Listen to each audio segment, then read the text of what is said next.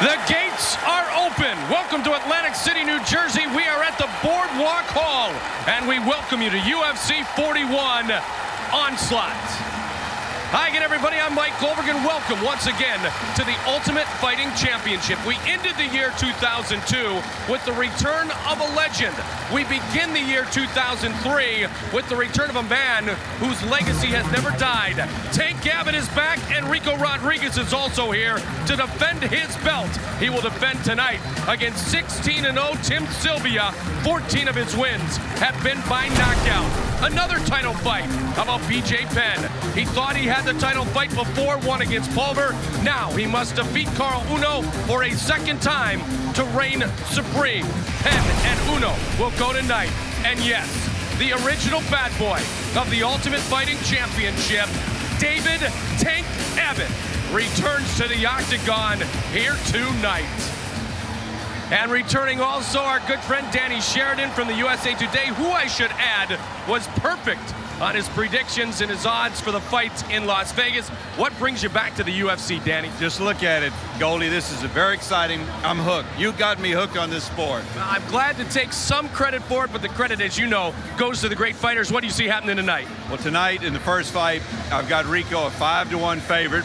I think the bigger they are, the harder they fall. Sylvia is going to fall early. He's what, 6'8"? The guy's better conditioned than Sylvia, and that's the way I see the first fight. And the second fight, BJ Penn knocked out Uno in 11 seconds. Goldie, you're an athlete. That's got to be on his mind. He won't knock him out in 11 seconds, but he'll knock him out. Danny Sheridan, a pleasure and an honor to visit with you again. The golden one, always a pleasure. Knock him out. Now we'll have fun tonight. Danny Sheridan, not the only celebrity in the house this evening. The Donald is here, and so is the former champion, Felix Trinidad, and we know who he is rooting for. I'm here for Rico Rodriguez. I love Puerto Rico. He is here for Rico Rodriguez, and we are here to see if Rico Rodriguez can defend his title. We said we left the year 2002 with the return of a legend. Well, that legend returns right now. But he's for the first time next to me where he cannot get hurt. He's in the broadcast booth, our former champion, Ken Shamrock. Welcome. Thank you very much, and wow. Yeah. It's exciting here, man. I can feel the electricity in the air, and these fans are just coming out their seats, man. It's just going to be a great one tonight. I'll tell you what, I'm real excited to be here. It's good to be sitting here next to you, Mike, and I'm going to have some fun tonight with you. All right, we're going to have some good times. What does Rico Rodriguez have to do to defend? Well, I tell you what, Rico's asking for respect and being the champion, and the only way you do that is to continue to keep winning, and each time you win, you build more respect. So he has to keep winning, and the way he does that, he's got to take the big guy down. Well, he is fighting a much larger opponent tonight in Tim Sylvia, but the champion Rico Rodriguez, with the East Coast bias here again tonight, is extremely confident that he will retain. I got away for 5 weeks, 6 weeks, and I really worked on my conditioning. I really worked on my agility, worked on my injuries, and really worked on just getting in physical shape. To stop me at this division, at this weight right now, is going to be really tough. So Rico Rodriguez is set to defend. Remember before, they said if you do not win at Mohegan Sun, don't come home. Well, he's been home. He's been a proud champion. But as many have said before, to be a champion, you must defend. And in the words of Matt Hughes, that's exactly what Rico Rodriguez will try to do tonight. All right, we have welcomed Ken Shamrock in. We also have a new person working backstage, talking to the fighters, giving us all the updates on the vibe here in Atlantic City. We welcome in Lisa Durgan. Hey guys, real big exciting part about yesterday at the weigh-ins was Phil Baroni and Matt Lindland. They were a little bit nuts, I want to call it. Phil had a lot to do with having some helpers peel off his clothes, and Matt wasn't happy about that at all. He gave him a t-shirt that he's going to hopefully have on Phil if Phil loses. And Phil told him what to do with that t-shirt. So that's going to be a really exciting fight here tonight. I'm really excited. We have two belts on the line tonight. We've got Ken Shamrock in the booth, Baroni and Lindland. I think you know a little bit about opponents not liking each other. Well, I think Baroni, that's what he does. He likes to get into his opponent's head, push them out of their game plan, make them come out of their comfortableness, and that's what he's doing with Lindland. Lindland's got to stick to his game plan. He's got to stick to his game plan, and he's got to press Baroni. Baroni, don't let Baroni get him out of his thing. Landless has to shoot, take him down, keep him in the ground and pound zone, and that's how he wins the fight. Baroni's going to come out with bombs, dude. Speaking of bombs, how about this man, Pedro the Rock Hizzo? He goes against the janitor Vladimir Matyushenko, and then, as we've mentioned, the return of the original bad boy, Tank Abbott. Tank Abbott, he's back again. He's coming in, he's bringing it. He looks in great shape, Mike. Looks in real good shape, lost some weight. He's fighting Frank Mir. Frank Mir has had a tough going, but he's coming back hard and has a good chance of taking Tank out. You know, you talk about the loss with Frank Mir in London. It was a devastating loss to Ian Freeman. One could make a comparison between the way Tank Abbott approaches this game and the way Ian Freeman approaches this game. How will Frank Mir react? Frank Mir can't be intimidated. He's got to come out and stay what he does best, and that's get it to the ground, work his submissions, ground and pound, look for some openings. Tank, on the other hand, is coming out and relentless. He's just going to start throwing his bombs, and we're going to see. This is going to be an explosive fight. We'll see if Tank can drop his opponent. Hey, I'm standing next to the world's most dangerous man, and I'm actually the veteran. I kind of like this. Let's get ready to rock here at UFC 41. Our ways to win is always here at the Ultimate Fighting Championship. 3 judges will score the bout. Bout duration is 3 5-minute rounds are for our 2 championship fights. 5 5-minute rounds. The 10-point must system is in effect with the round winner gaining 10 points. The opponent gets 9 or less based on effective striking, grappling aggression, and octagon control.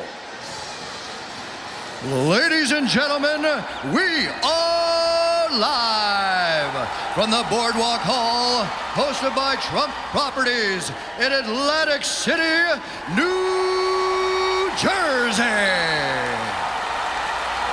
And now, for the thousands in attendance and the millions of UFC fans watching around the world, it's time to begin the Ultimate Fighting Championship!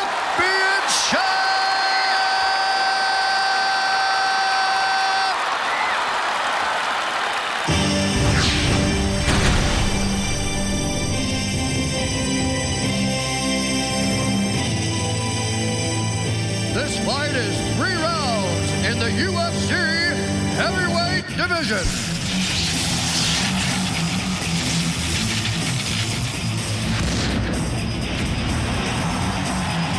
Entering the octagon at this time is a real American wrestling fighting expert. He holds a mixed martial arts record of 13-2. Standing 6 feet tall, weighing in at 218 pounds. Fighting out of Los Angeles, California, please welcome the janitor, Vladimir Matyushenko. I tell you, Vladimir Matyushenko is definitely not afraid to take any punches. He likes to throw down. He likes to get in there and mix it up. With Pedro Hizzo, he's got to be careful because Pedro comes with some good kicks and some good punches of his own. So we'll see if he's going to use his wrestling ability and take him down. Grew up in Russia, came over at the age of 14, and he gives us a self-assessment on what he believes his best skills are. I'm a tough guy, a good wrestler. I think I have good wrestling skills. I'm good on the ground, and I like to punch and box, and I'm afraid to get hit too. Well, he's not afraid to get hit. He may get hit tonight, and we'll see how great his chin is. Everyone has said before, he has a very solid chin. Vladimir Matyushenko with the Raw team, Rico Chiapparelli and the boys fighting out of Los Angeles. He has lost only 2 times in his mixed martial arts career.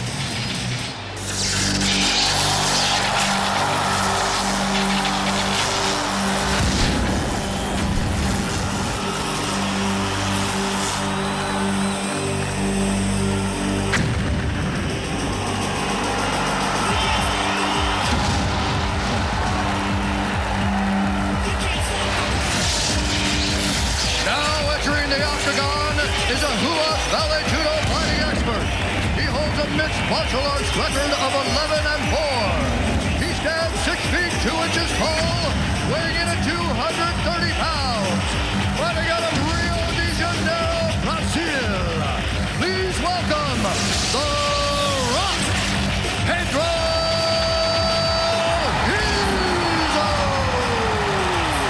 Hey, this guy is no stranger to the octagon. He's been here several times. His teacher, Marco Ruiz, was a former Ultimate Fighting champion, so Pedro knows what he has to do in here. Very hard puncher, has a very impressive record, and has a knockout on Josh Barnett. That's very impressive. He's a hard puncher, so we're going to get to see some gloves thrown here. There's no question Pedro coming off his first non-title loss looks at tonight as another chance to redeem himself. I asked for the UFC promoter to give me this fight with somebody good and give me a new chance to show who is the real Pedro is, and they gave me. So I have no pressure. I just train very hard because this is time to win again. Well, it is time to win again. He lost to Gan McGee, Mohegan's son, back in September of 2002. Pedro the Rock Hizzo previously was 7-0 in non-title fights. Our tale of the tape brought to you all night by our friends at Fairtex Gear. Matyushenko at 31, 3 years older, but 2 inches shorter and a bit lighter than Pedro Hizzo. A heavyweight matchup to begin things tonight. Our referee is Larry Landless. Are you ready? Are you ready? Let's do this shit. Let the bombs begin. Here we go. Look at Vladdy, comes out, tries to go with a straight kick. Now, Pedro, as you know, Ken, likes to counterpunch. He likes to counterfight. If Vladdy engages, could that work against him? This is a great matchup, in fact, because Vladdy likes to press the fight. Right. Pedro is a counterpuncher, so we're going to see who wins this battle. And it's kind of odd that I see Vladdy actually going for a shot, but I think he's just setting up a right hand off that shot. Muay Thai skills, still one of the hardest hitting men in UFC history. And that's a nice sweep and a good takedown. So we see what Matyushenko's thinking early, and that is let's not go toe-to-toe with Pedro Hizzo. That's actually pretty smart, but it also he's trying to, right now he's trying to choke him, front choke, but he doesn't have it sunk in. Pedro is trying to keep his balance. He doesn't want to let his back go, and Matyushenko's trying to swing around and catch his back. He's landing some good punches in there while Pedro's just staying there. Taylor needs to move.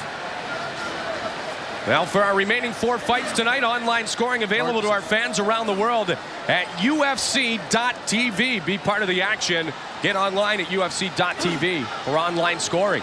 Yeah, this is where it slows down a little bit. Matyushenko has to pick it up here. I think this is where he can really win the fight, is landing that ground and pound and really start throwing some bombs, because Pedro will just sit here and hold him until they stand the fight up. Vladdy's only loss in the octagon was when he fought Tito Ortiz at UFC 33 on less than 2 weeks' notice after Vitor Belfort was hurt. And they went to decision. Yeah, they did. It was a nice showing by Vladimir Matyushenko. He's a lot bigger now. He doesn't have to make that 205 weight class. Yep. So he's in the open weight class now, so he's a little bit heavier. As you see now, is just Pedro's just holding him, and he wants to get back to his feet. He's not going to try anything here. Kickboxing record of 31-0-1 with 30 knockouts for the 4-time Brazilian Muay Thai champion. But being with Marco Ruiz and training in Brazil, you've got to figure he's somewhat comfortable, even if he is in the closed guard, even if he is on his back. Oh, without a doubt. I mean, he's very defensive here. He's not very offensive. He definitely can defend here because he wants to go back to his feet. He wants to be back up where he can land those punches, because he's the biggest puncher that I think that we have as far as weight for weight in the UFC. Yeah, there's no question he has had some devastating knockouts, including one of Tank Abbott in his debut back at Ultimate Brazil many years ago when Pedro Hizzo burst on the scene. He's got great combinations. Right here, Matyushenko's pressing him, though. He's standing up. He's got to use a lot of strength to keep his legs together when Matyushenko stands up like that. He drives his knee into his ass to split his legs, and very nice. He's staying in tight. Jumping through and getting back onto his feet is Pedro Hizzo. Pedro looks much better conditioned here tonight. Yeah, he does. Take a look at it. Sometimes he's got a little bit of pooch going for an incredible athlete, but you can tell he has really trained hard for this fight. Yeah, but you can also see the way he's breathing, too. He's a lot more relaxed than Matyushenko. Matyushenko used to be breathing a little bit harder. So Pedro's definitely relaxed. He's been to the ground. He's been standing up, and he looks real confident and smooth. Ken, that's that big Brazilian thing, is when you get on the ground to stay calm, to not waste your energy, to almost, as you said, be relaxed in that position while your opponent's trying to clobber you. Yeah, and you see Matyushenko has attempted several shots, was able to get him to the ground, but didn't do much there, and used a lot of energy. Scheduled for 3 5-minute rounds. Heavyweight matchup to begin things here tonight. Boardwalk Hall, Atlantic City, New Jersey. 2003 of a great UFC schedule is officially underway. So there's the takedown inside control. Pedro tried to leg sweep him, and Matyushenko kept his hips in tight and just basically butchered him. took both arms and squeezed him in tight and turned him over. He's not bad at ground and pound, is he? No, and he's in a good position right now. He's got that elbow there, and if he slides that across, he could cut him. And we know from past history, Pedro is vulnerable to the cut. Yeah, and unfortunately, fair or not, that's what a lot of guys will try to do. They'll just try to cut him open, maybe not hurt him, but cut him to the point where the fight has to be forced to be stopped. Look at this. He's in a good position to strike with elbows. But like I said, Pedro has those big eyebrow bones that are easily cut. Matyshenko is in a good position, man. He can really use that. Look, he straightens his arm up and he'll drop that elbow. Short elbows right now. Boom, boom, elbow. He's doing punches there, but that elbow is there. I think Pedro knows it too. Yeah, it's not you don't want to be there. Yep, there he went. He just missed it. Pedro ducked out of the way.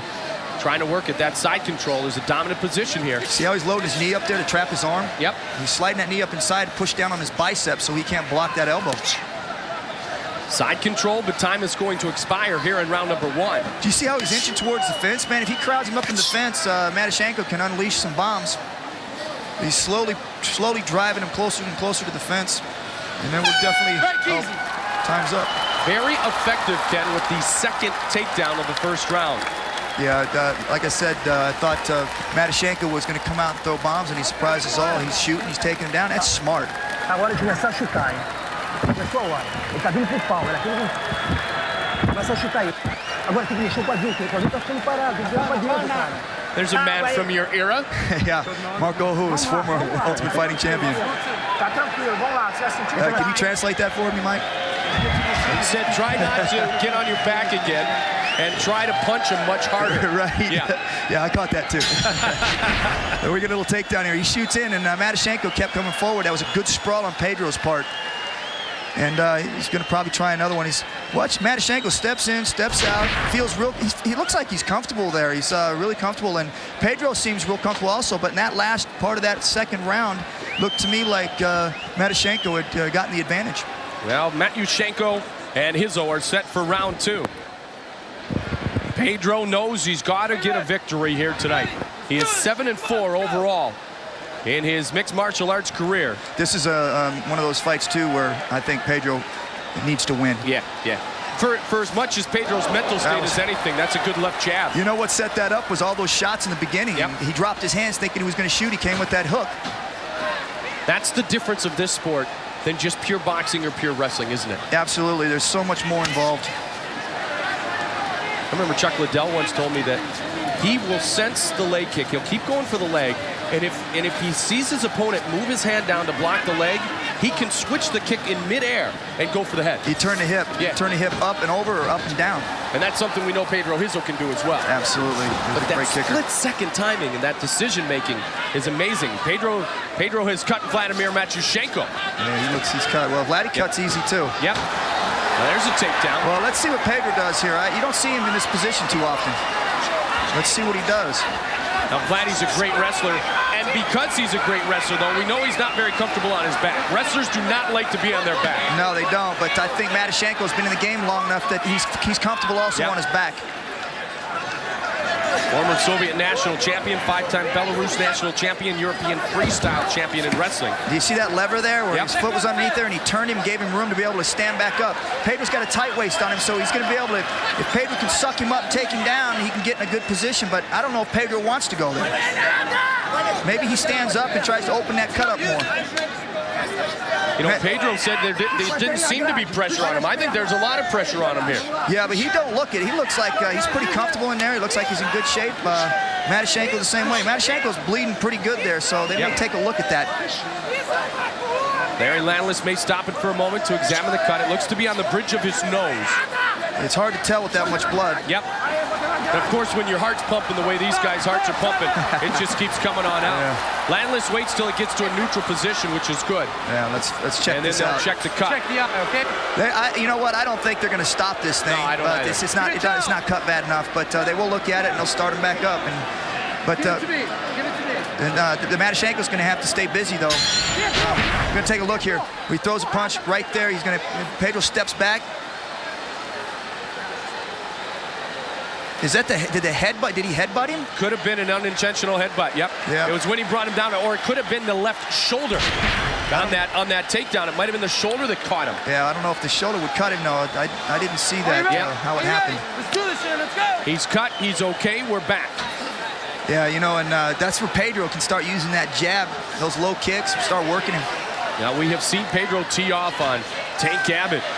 Won the split decision over Mark the Hammer Coleman, defeated Teligman. And a KO punch in an exciting slugfest, UFC 20. Ken, you were there.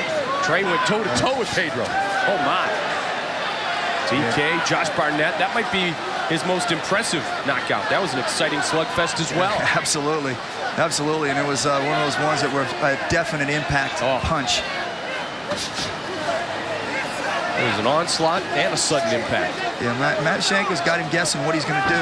There, he faked it and he goes for the... See how he trapped that leg, though, Mike? When he shot on him and he tried to get his hips out, he stepped over with that leg and chopped the leg over, wasn't able to get his hips out far enough, and he just took him down.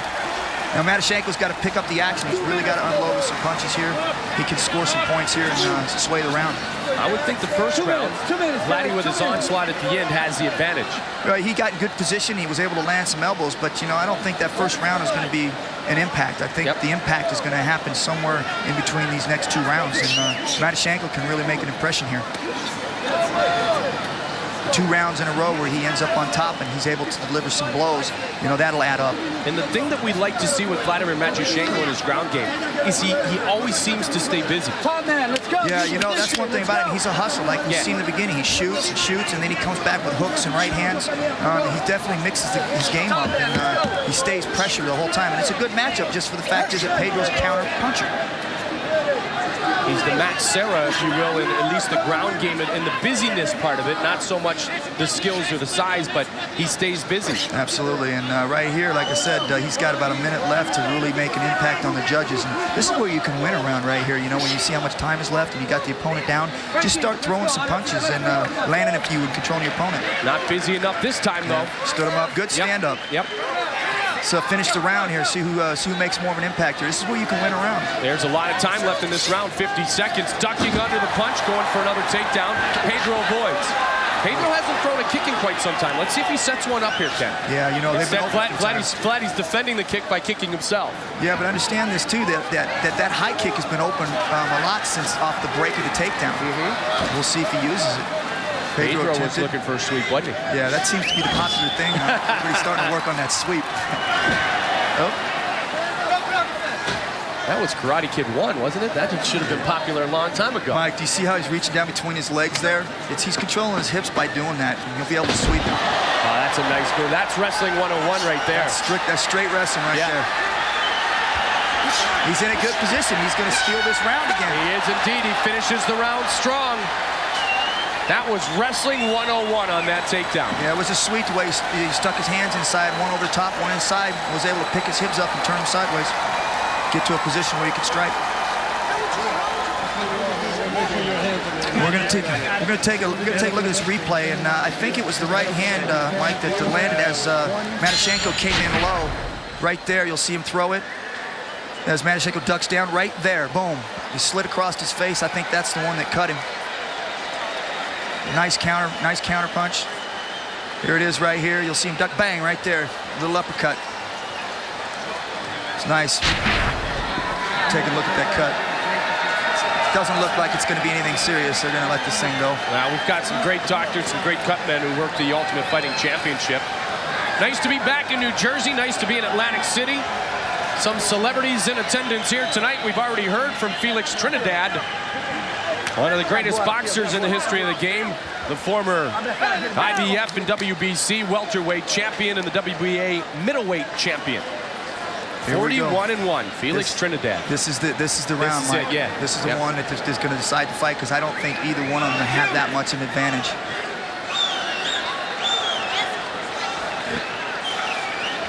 Larry Landless set to start it. Here we go. Let's rock and roll. Let's go. Let the bombs fly. Here it is. Who's going to win it? Oh, there's, you know, Vladdy stepping in with the left, trying with that straight left. Yeah, this is where I think that Pedro might slip in one of those high kicks off a shot.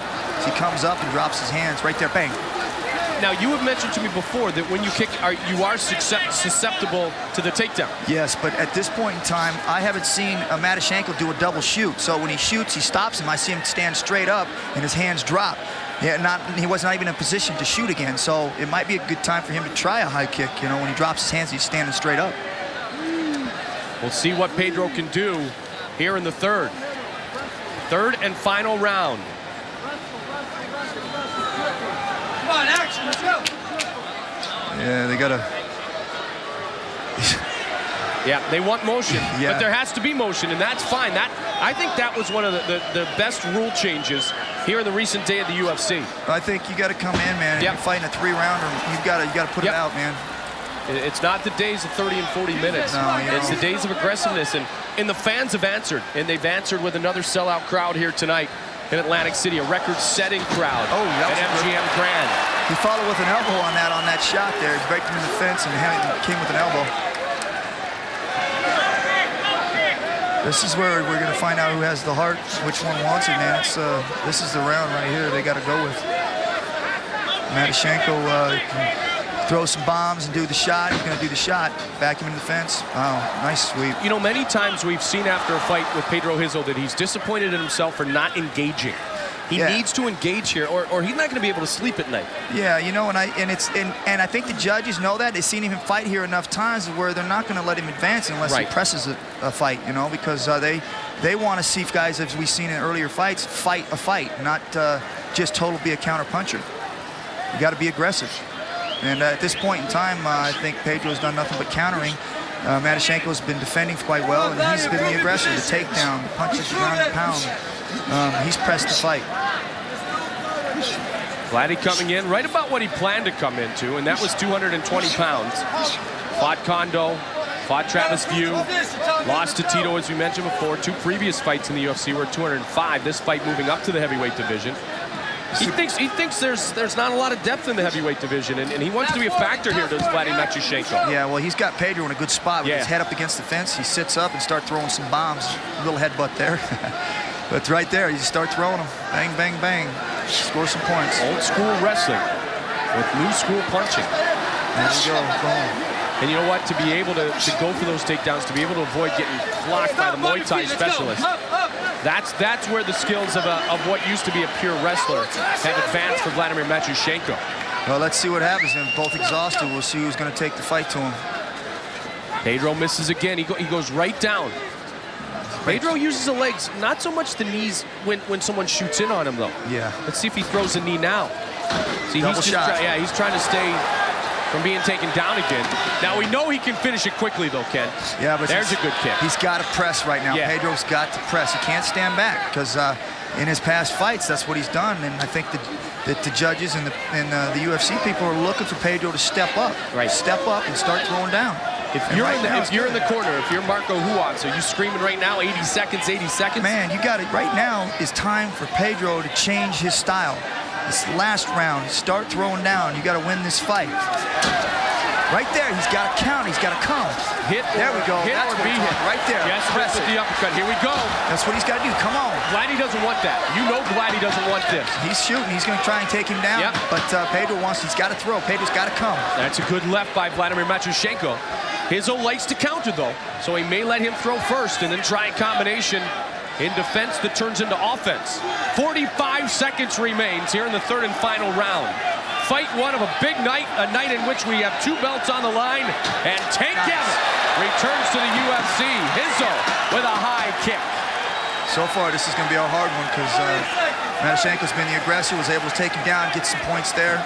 Pedro was able to land a few shots standing up.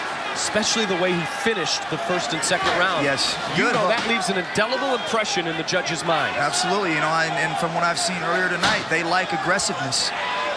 Not so much the counter puncher. They want guys to start being more aggressive. A couple of fights taking place before our live broadcast. We'll give you highlights of those throughout the evening. Got a jam-packed show. That was a good connected with the nose, yeah. Vladdy's worked that jab pretty well. Yeah. And I would think Vladimir Matyshenko is about to win this decision. This is going to be a tough one. I really couldn't call this one. Just because I think Pedro did land some standing up, but I didn't think he was aggressive enough. Matty took the fight to him, took him down, landed some elbows, kept pressing the fight. So I think that this is being a real difficult one to judge. So Pedro Hizzo, you know, he's got that look of disappointment on his face, and that's the tough thing. He's got that look of disappointment, and that tells me that he's not pleased with how he performed again, and that's become a recurring theme, and it's disappointing because we know how much talent he has. I think he's a little disappointed because he didn't let go when he had opportunity. We're going to take a look at a replay here in a minute.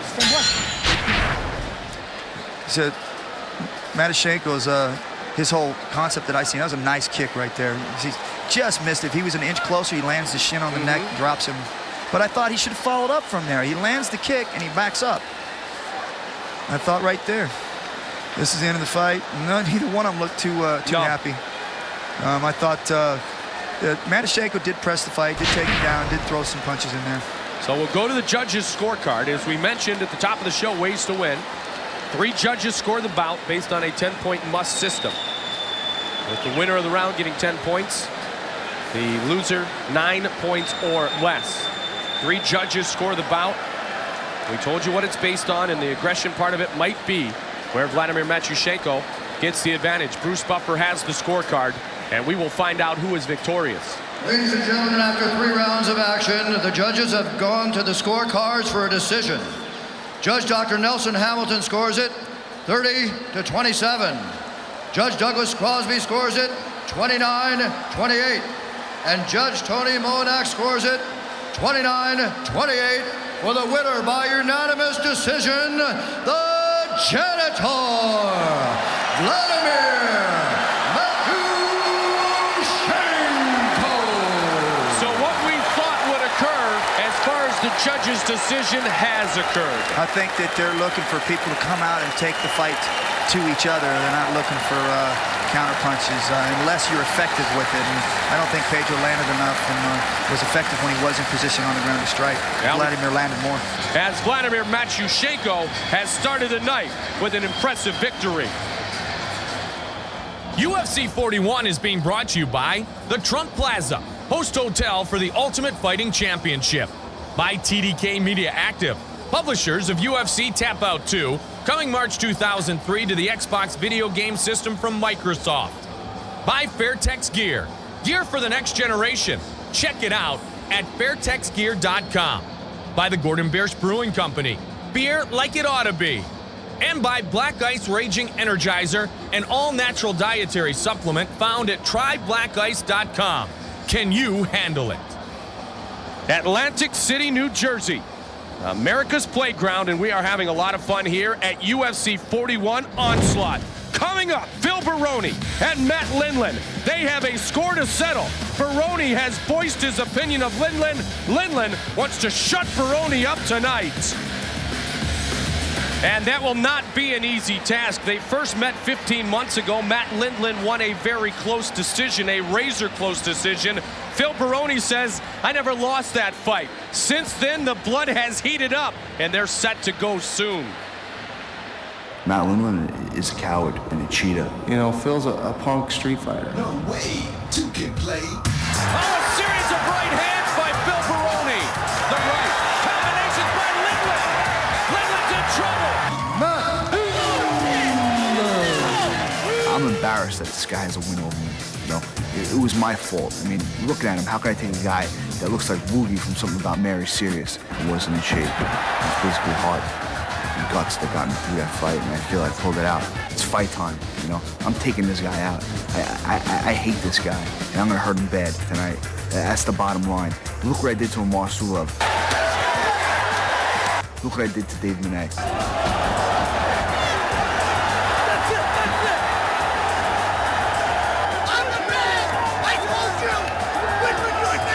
And when you're the man, you don't have to yell it. Everybody knows you're the man. You don't have to scream. He's too emotional. The sports, it's not about emotion. It's about being able to compete. There's no such thing as a Matt Lindland fan, you know.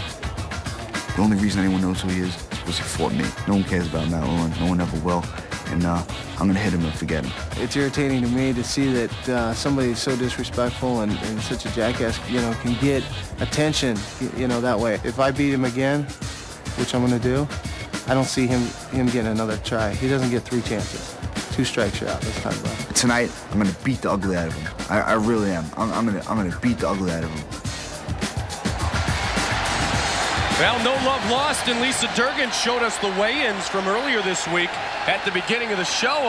Reminiscent of, was that Tito Ortiz and Ken Shamrock? Something happened a little while ago? Yeah, but, it's like this. Baroni likes to get into people's heads. He likes to mess with them. And you don't? Yeah. Absolutely.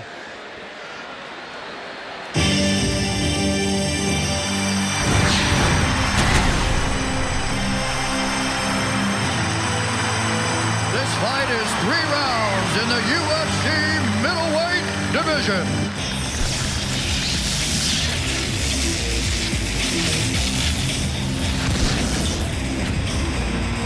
Entering the octagon at this time is a wrestling expert and a USA silver medalist in the 2000 Olympics.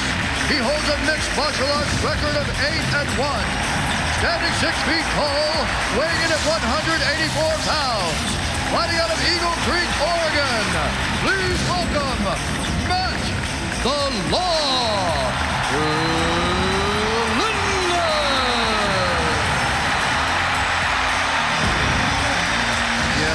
Lindland is a silver Olympic medalist, which tells you that he's got great takedown skills, good control. It's going to be very interesting to see what Phil Baroni can get off his punches before Matt Lindland takes him down. They had a war last time, and I think we're going to have a war again tonight. He has improved his striking. One thing we know about Lindland, he's a competitor who has succeeded at pretty much every level. I think my biggest advantage is my ability to compete, ability to go out there and put it on the line and know what's got to be done. I've got experience. I've got more experience. I've got over 1,000 international matches. Matt Lindland, the Law, wants to beat Phil Baroni again.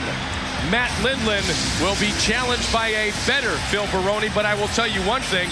Matt Lindland is a better fighter than he was at UFC 34 when he first met Phil Baroni.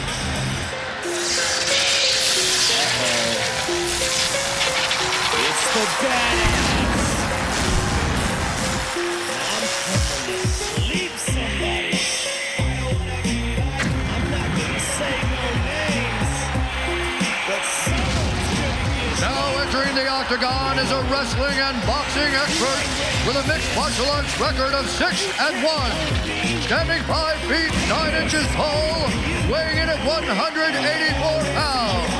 Fighting out of Long Island, New York. Please welcome the New York Badass, Phil Baroni. Bang, bang. That's what he likes to do. He likes to get into your head, likes to mess with your mind, get in the ring, and he will come with it. He's going to have to be a little bit cautious coming with those punches with Matt Lindland's takedown experience. He's an Olympic gold medalist, so he's got some great shots. Phil Baroni loves to get in the head. During training, his partners had to literally lock the gym doors to keep him out. Training is the hard part. I train harder than anybody, outwork anybody. To be the best, you gotta outwork the best. That's what I do. I'm not a nice guy when it comes to training. I'm not someone that too many people want to be around. I'd say I get pretty nasty when it comes to training, but that's my job, and it's my livelihood, and I take it serious, and I'm the one who has to fight in the cage. Well, he has said over and over again he does not consider the first fight against Lindland a loss. He said he didn't train, as you heard. He took him lightly. He was young. He was unprepared. He was cocky. Well, I think he's still cocky. Tail of the tape, Fairtex Gear. 32-year-old silver medalist Matt Lindland against the New York Badass Phil Baroni. 8 years difference between these two. And we saw what Baroni did to Dave Manet in just 18 seconds. Same can be said, though, as John McCarthy, our referee, that I think Matt Lindland's coming off his best performance in the octagon. That, the win over Ivan Salaberry. We are set to go. UFC.tv. Be part of the action. Online scoring. Score at home. Log on right now to UFC.tv. Talking's over. Fighting's about to begin. Matt Lindland just said, I want you, man. So he's got him. Yeah, he does. Stand in front of him. Baroni, so much confidence. Look at the way Baroni's moving around the ring. He's flowing, he's bouncing. That makes it hard for Matt Lindland to set up a shot. And it also takes him off guard. He can step in and punch right there. Good punch. Looking for the takedown. Baroni punishing the solar plex area, though, of Matt Lindland in the process. And Lindland takes him down. Lindland gets the double leg and takes him down quickly. Well, like you said, you know, as an Olympic gold medalist, he's going to have good takedowns. Baroni's got the better ability of standing, but he has to keep him down, and he's got to make it pay off for himself. He likes to use the knees here. Yeah, but he can't use them there. Can use him to the body, but not to the head. Oh yeah, for sure, for sure. So, but he's got to when Lindland takes him down, he's got to make him pay to be on the ground. If he just takes him down, he allows him to get back up. He's using a lot of energy to do those shots, and you've seen it before where they do shot after shot. Pretty soon they got nothing left. One of the questions has been before, pardon me, Ken, that how does Matt Lindland finish? What can he do to finish? Oh, there it is. Look at Baroni continuing to pound away at Lindland. And down they go again. What a furious start to this fight. He's working for a hammerlock right now. He can turn him with that. That's nice. That's sweet. He's good trying reversal. to work the neck, isn't he? Yeah, that was good. And, you know, you see Baroni, the difference in this fight is he's much more aggressive. He's taking the fight. He's taking more chances. I mean, it's incredible. Matt Lindland's defending the whole time, even though he's doing the shot. He hit him with a couple hooks there in close. Lindland, there he is, trying to go Greco, and that's where the uppercuts are dangerous. He shouldn't look at him like that. Last time he almost dropped him. Don't look, just throw. Don't go twice like that. Baroni again trying to exchange. God, he is landing those inside punches. Oh, there's some good uppercuts, though, from Matt Lindland. Yeah, Baroni trying to answer. Yeah. Lindland continuing to press him against the cage. Look how much he's using, you know. He's losing a lot of energy. This is great. This is great. Leg, picking a leg. Look how he goes high crotch. You know, guy's incredible with that wrestling ability. Here we go. Nice. He's going to side there. He's got the arm bend again. He can work for the hammerlock. Those are good takedowns, obviously. Silver medalist in the 2000 Games, 5-time national champion, 3-time Pan American Game champion, and a World Cup champion. Now, he started to work some striking skills with Chuck Liddell at the pit. Yeah, he's grounding and pounding right now. Not much landing, but it's just the idea that you're throwing him, you know what I mean? You're putting him in his face, and it makes you think about it. And then pretty soon, he starts laying back a little more. He's able to get more leverage on those punches. Does Baroni have more tools to win, Ken? I think in the ground, he's got to get back to his feet, as you've seen before. In tight, he's able to land uppercuts and hooks, and he's been able to hurt Lindland with those punches. So the more he can get to that spot, the more chances he has of knocking him out. Right now, this is where Lindland needs to be, right here on the ground, throwing punches in his face, staying busy. 3 KOs in his first 4 mixed martial arts fights for Phil Baroni.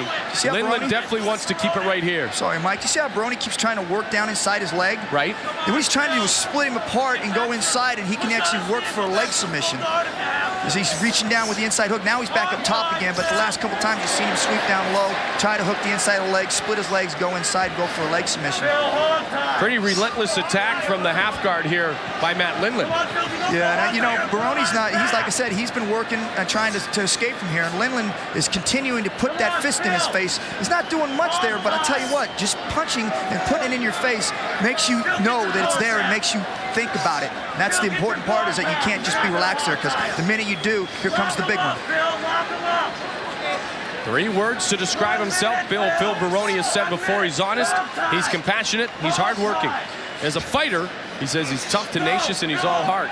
Teenage national champion in bodybuilding, and a man who does not lack confidence. No, he's a good showman, though. This is what the sport's about. Having some showman. It's fun. But he can fight too, Mike. Yeah, he can. Absolutely. Fight. And that's the big difference of being a talker and a fighter. Yep. What is it? You're going to talk the talk, you better walk the walk. Baby. They'll get knocked out. Yep. When you talk, a lot of people want to knock that mouthpiece through you. And Lindland doing a great job here in the ground and pound at the end of round number 1. Yeah, this is a good round for Lindland. He's definitely controlling him on the ground. He's got him right where he needs to be. He's working those punches, and they're not real doing a lot of damage, but like I said, he's sticking them in there. He's scoring points, and Baroni's just trying to cover up and hold him up. I'm going to guess, Ken, that Phil Baroni, even though he can withstand some of this punishment, I bet you when he put this fight through his mind and he laid it out on paper in his dream last night, he never even imagined it would get to this point. Well, you know what? I don't think that. No, totally you disagree? It was the end of the round. Yeah. It's a good round there for Lindland. I don't think that he thought he would never be there, but I think that he has done a lot of damage to Lindland, even though strong on that. We're going to look at a replay on a takedown.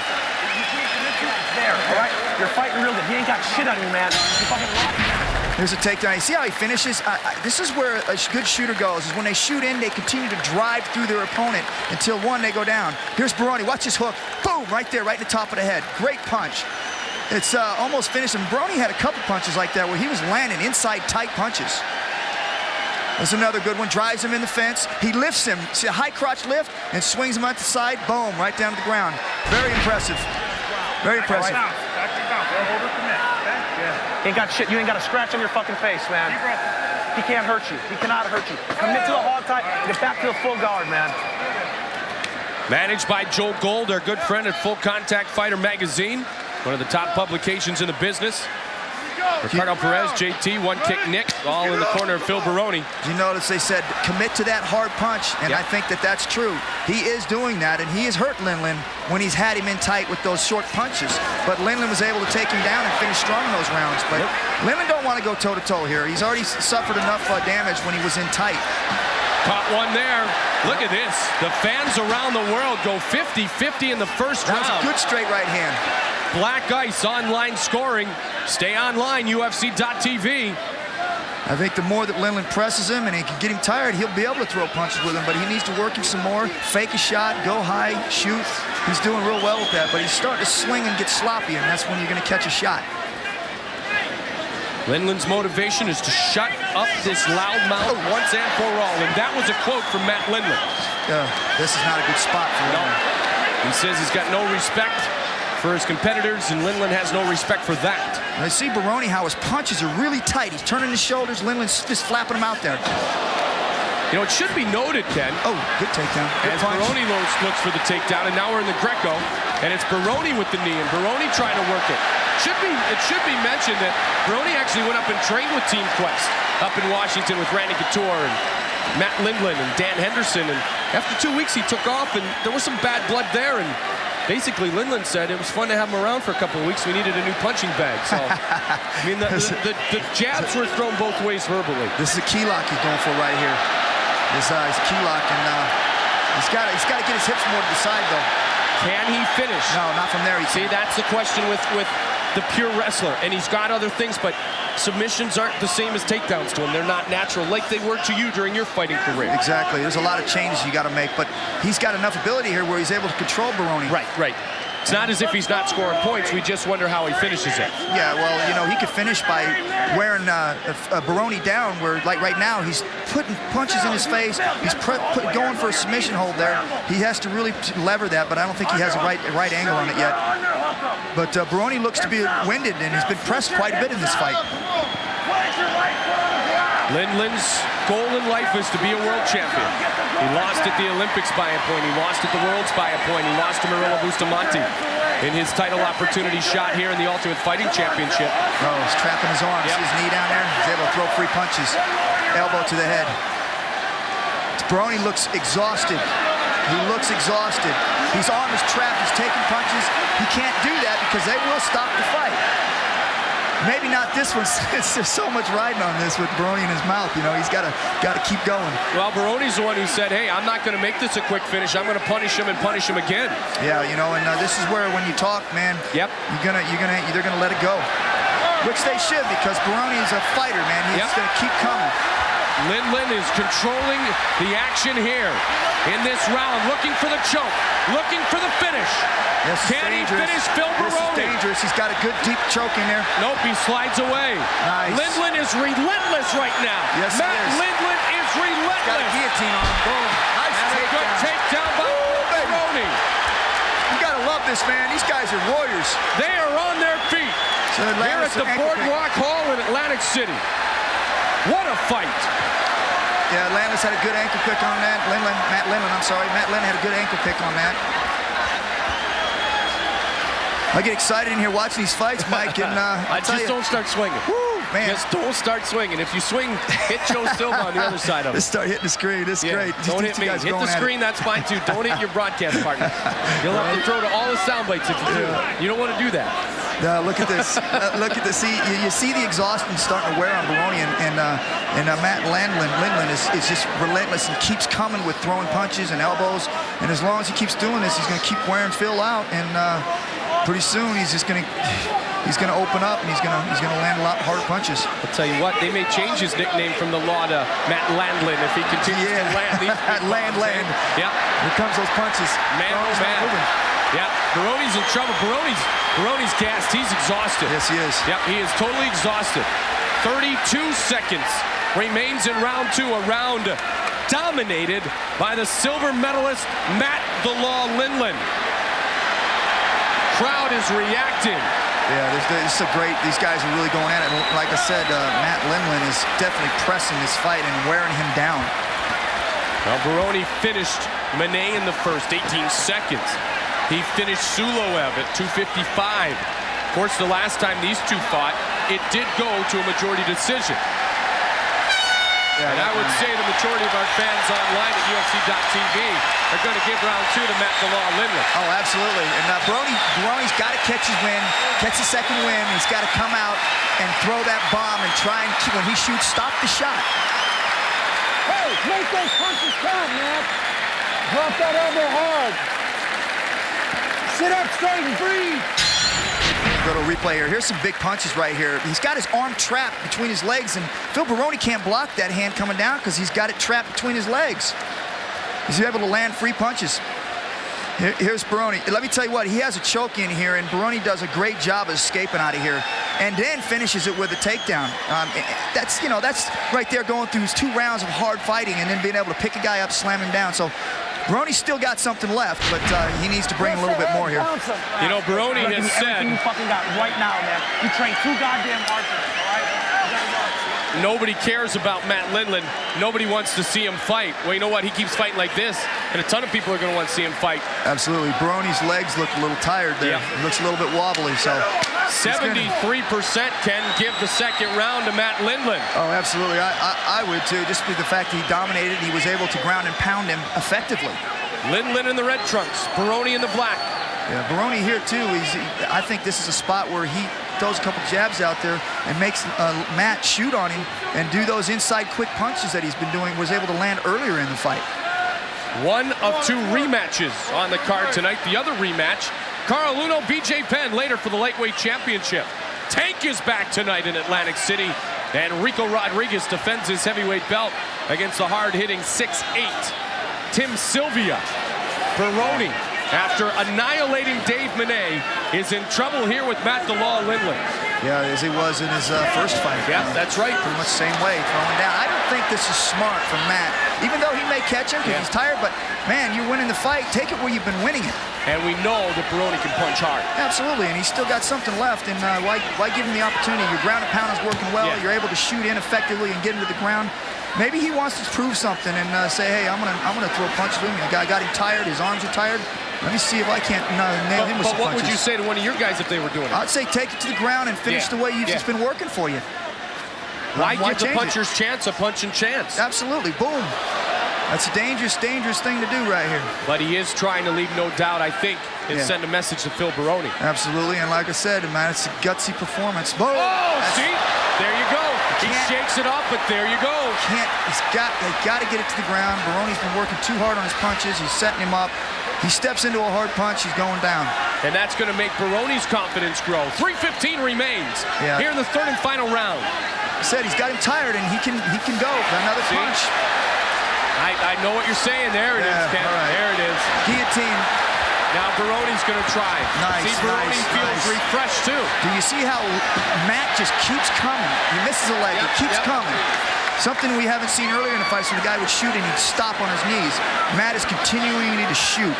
Right here, elbow, nice elbow. We get a close-up of that where Matt is going to take up on his ground and pound him. He needs to try and pass the guard and work to a better position. Well, our crew here at the Ultimate Fighting Championship is top-notch. They always do a great job. Right on top of the action with 2.5 minutes remaining here in round 3. Matt "The Law" Lindland trying to lay down the law tonight. We're more than halfway through this fight, and I think Phil is definitely got to get back to his feet and do what he was doing earlier, and try and get Matt to make that mistake and step in and start throwing down with him. Make an effort here. He's against the fence. Pull yourself up, get up, and try and make Lindland do some of the mistakes he's done earlier, like throw down with him on a stand-up, and he can knock him out. Maybe that right jab that caught him right in the square in the face from Baroni to Lindland knocked the sense back into Matt Lindland to go back to what was working, right? Yeah, it was smart, too. Yeah. He took a couple shots, but it's not working. Let me double leg him again. Now he's doing what he does best. Couture, Henderson, Evan Tanner. Yeah, he's grounding. These guys are going at it. I love this. Baroni's still in it, you know. He's still going. Yes, good. Yeah, they're going to stop it for a cut. Take a look at Phil Baroni's eye. This kind of plays a favor to Phil, you know what I'm saying? They're going to stop it. They're going to stop it for inactivity. Pardon me. I think so, because they weren't really effective punches. They were just throwing them to stay there, so I thought it was good. And maybe with only 90 seconds left, John McCarthy did that a little quicker than he would have before, but that's good sense of ring time, good sense of octagon time. Give Baroni a chance to do something here. Yeah, these guys, look at this. I mean, these guys are tired, and look at them just go at it. And this is where Lindland can get in trouble. Lindland grabbing the leg. Yes. Baroni trying to punch away. Just over a minute remains. Lindland and Baroni. What action we have here tonight in Atlantic City, New Jersey. Remember earlier in the fight, he was effective here with short uppercuts and inside punches to the body. He's cutting, he's landing those hooks up in the body. He goes up inside with a knee. Right now, if he can go up inside with an uppercut to the chin. Now, he stood up now, but this is where, there you go, right back down to the leg. Boom, boom, boom. Lindland wants a takedown. Crowd reacts again. Yeah, what a gutsy performance, huh? What an electric atmosphere here tonight. He's coming with it. That's a nice hook there by Baroni. He's upper to the body. Nice punches to the body. Nice knee. We got 20 seconds left in this fight, and boy, I'll tell you, we're going down to the wire. No question. Look at him go, baby. Look at him go, baby. Lindland is just being punished. You tell me those don't hurt. Oh, my God. Look at him teeing off. Oh, my God. Oh, my goodness. They're going to let the horn sound, though. Lindland stays with it. Oh, my goodness. Those are going to hurt and deep into the next day. That's deep into the next day. Time the horn hasn't gone off. It's deep time. into the next week. Ooh, boy. You got to love that finish, huh? Wow. Wow, what a fight, man. Just where it was built up to be. He was absolutely getting rocked. I don't think it was enough, though. I don't either. But I tell you what a gutsy performance, Mike. I agree with you 100%. For him to stay in there, take the remaining part of that punishment, and not tap, it shows you the true warriors we have in this sport. Yeah, and nothing from Baroni. Look at this rerun. Look at this punches. Those are right to the kidney. Those are going to hurt deep, deep into the week. That's when you go to the bathroom and you go, ouch. Those are some hard punches to the kidneys. Just relentless. What a way to finish. Wow. Look at those punches, Mike. I mean, he's just driving down into that body. And as tired as he is, too. Online scoring. This is how they scored it at home. Third round still to Matt Lindland. So if our fans are correct, this is now a cumulative score. Thank you. 63% will give the decision to Matt Lindland. He needs 66% of the judges to do that. Is what he needs. I thought he did enough when he took him down. 66% might be a D in school, but it's a win in the octagon. It don't matter. Just get the W, baby. Give me 51%. That's it. Just give me the win, baby. Yeah, man. Al Davis should be here. Yeah. Win, baby. I tell you what, man, this is the opposites attract, isn't it? You got one calm, cool customer, and then you got one guy that's just out of his mind, crazy. And what a fight, man. The New York badass, Phil Baroni. The Law, Matt Lindland, awaiting the judge's decision. Lindland gets better every fight. He is transforming from a world-class wrestler into a world-class mixed martial artist. Absolutely. Look at him. I mean, he looks different than he did before, doesn't he? Yeah, looks like he's built a little bit more muscle, but he don't look, you know, like the kind of fighter. He comes in here and he's so impressive with his takedowns. You know, he did a high crotch and takedown. I mean, just impressive.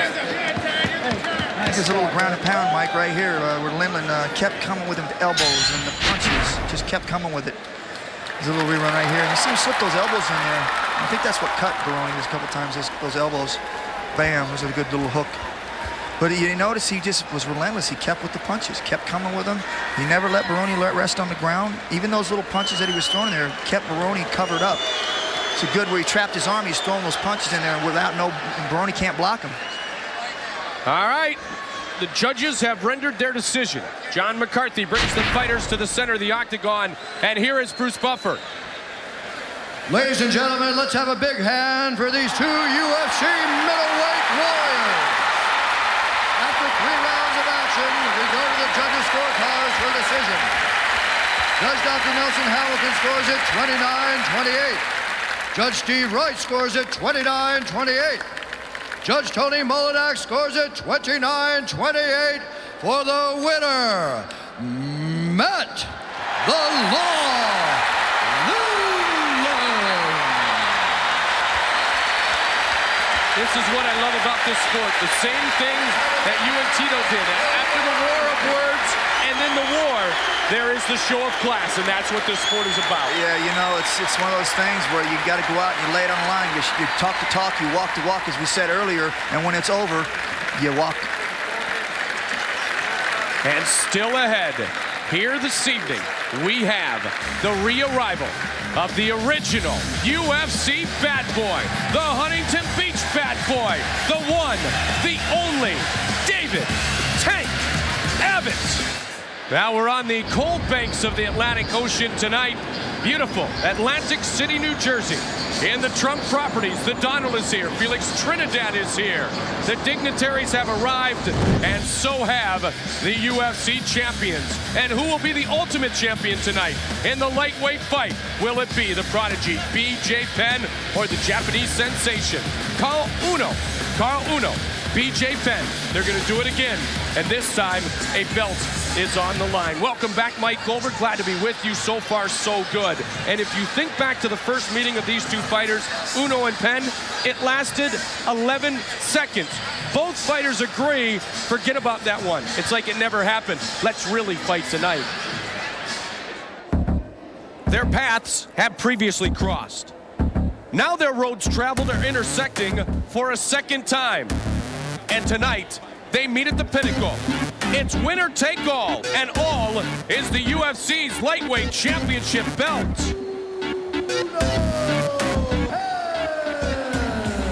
Nothing but admiration for Uno. He's one of my favorite fighters, one of the greatest fighters of all time. He's one of the people who got me excited about fighting and got me into fighting. The last fight, I really don't remember. I don't have a memory of it.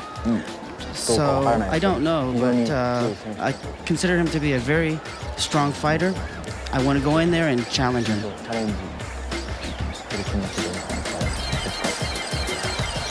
I haven't fought Uno yet. He hasn't fought me yet.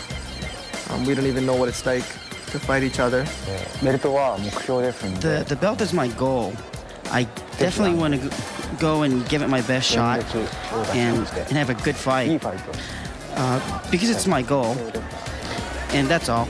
And about that, I won't regret. I'll tell you what, he is a likable young man. Uno Shuten from Kanagawa, Japan. Carl Uno is ready to take on BJ, the prodigy Penn.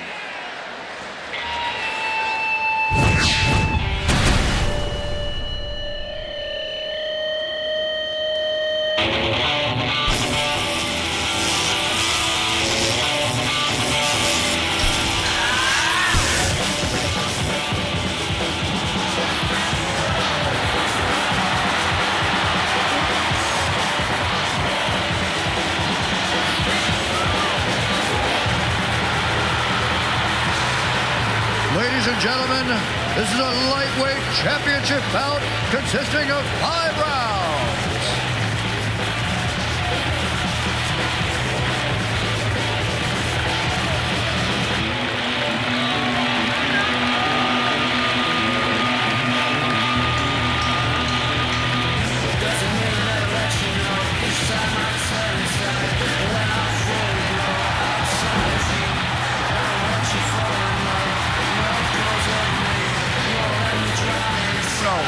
Cal Uno, last time fought BJ Penn, got knocked out fairly quickly.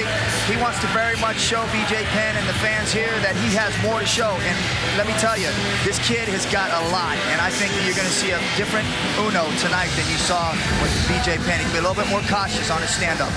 He is so cerebral in his approach to fighting, and he has used this routine over and over again at the beginning of a fight. What he'll do is he'll step into the octagon, he'll flip to his back, and he will relax and get himself focused for the fight. He looks up to the gods, and here you go. He gains his focus right here by relaxing and calming himself. It's something Carl Uno does before every entrance into the octagon.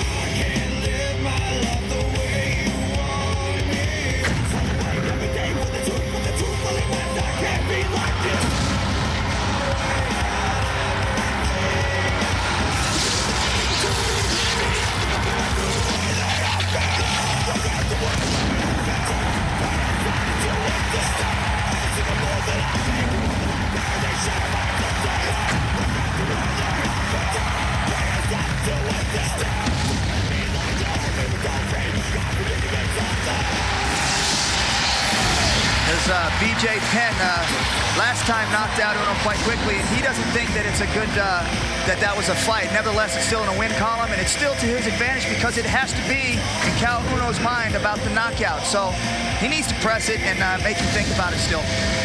I'll tell you what, you saw a quick shot of BJ Penn. He's ripped for this fight. He's in the best condition of his fighting career for the official introductions of this, our lightweight championship fight. The veteran voice of the octagon. Here is Bruce Buffer. Ladies and gentlemen, this UFC championship bout is sanctioned by the New Jersey State Athletic Commission with Mr. Larry Hazard, Commissioner. Our judges at Octagon side are Mr. Tony Molinax, Dr. Nelson Hamilton, and Mr. Stephen Wright. And now, it's time to rock the Octagon. This fight is 5 rounds for the UFC Lightweight Championship of the World. Introducing first, the fighter standing to my left. He is a Wajutsu expert and a wrestling expert with a mixed martial arts record of 13-4-2. Standing 5 feet 7 inches tall, weighing in at 155 pounds, fighting out of Kanagawa, Japan. Please welcome Toshihiko Kara.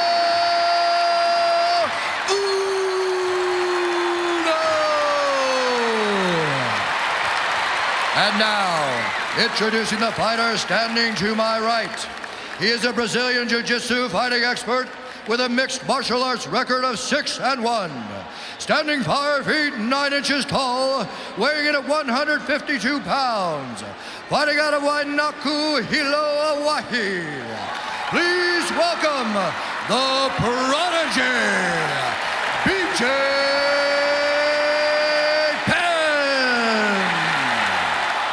And when the action begins, our referee for this championship bout is Big John McCarthy. A rematch of the fight that occurred at UFC 34 High Voltage November 2nd, 2001 at the MGM Grand in Las Vegas.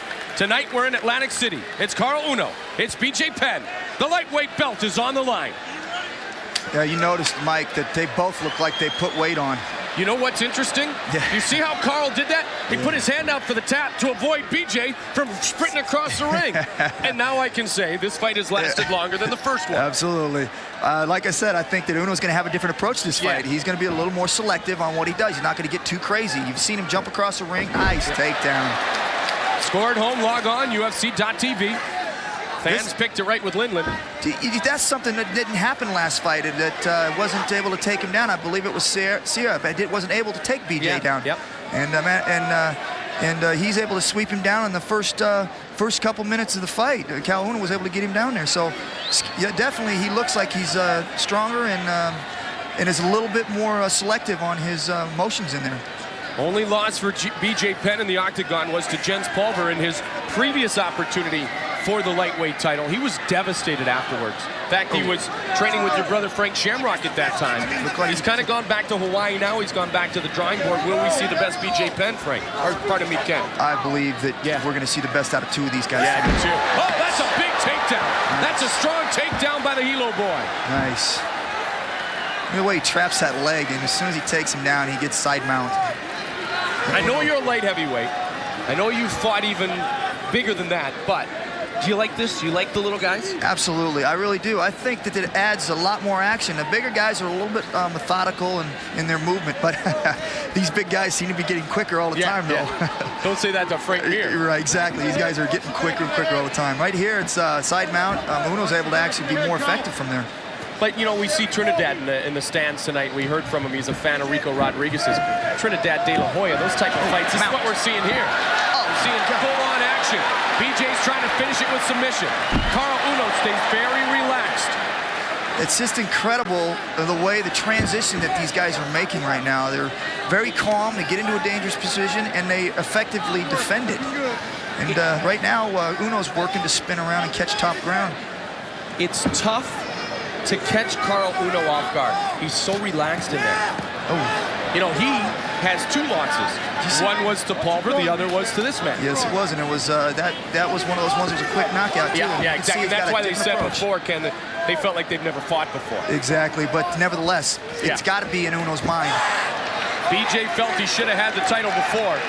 He definitely wants it tonight. Caol Uno the same. He's so quiet, but you know he's determined. This is where I think BJ has an advantage, is he's just much stronger in his punching ability. Yeah. And that Uno's got a good combination, move. yeah. Uno has got to come with the angles. Nice. Because BJ can rock you. We've seen him rock some guys before. And you see how calm he is, man. He'll slide in real quick and bang, he comes with that punch quickly. He almost lulls you to sleep the way he moves. And then next thing you know, there's a punch in your face. Yeah, look how much Uno's bouncing around. And BJ, just as you said, very calm, very ready to counter, very ready to attack. Man, he'll spring forward like a cat, and just like before you know, man, he's got a quick right hand. It's a totally different style. Uno wants to move around, which is very smart. He won't let BJ set up on him and throw a hard punch. Good takedown again. Those are two strong takedowns. Those aren't takedowns. Those are bordering on slam downs. It's like driving through the mat. It's a good position for BJ again, but hasn't been very effective from here. Uno's actually doing more damage when he gets here, because he's really driving that elbow into BJ's face. And BJ's starting to work that elbow in there. Now keep in mind, as a championship fight, nice. This fight is scheduled for 5 5-minute rounds. And these guys are going to, if it goes 5 rounds, which it could, they're in great shape. You never see these guys come in not be in shape. I've heard a lot of people say, though, Ken, that as the fight gets deeper, advantage Caol Uno. Why? I don't think so. I think that BJ is in great shape, and I think that farther the fight goes, the more that BJ has a chance to land his big punch. A couple of good left hands there. Look how he traps that hand when he sits out. He's not going to let him get that.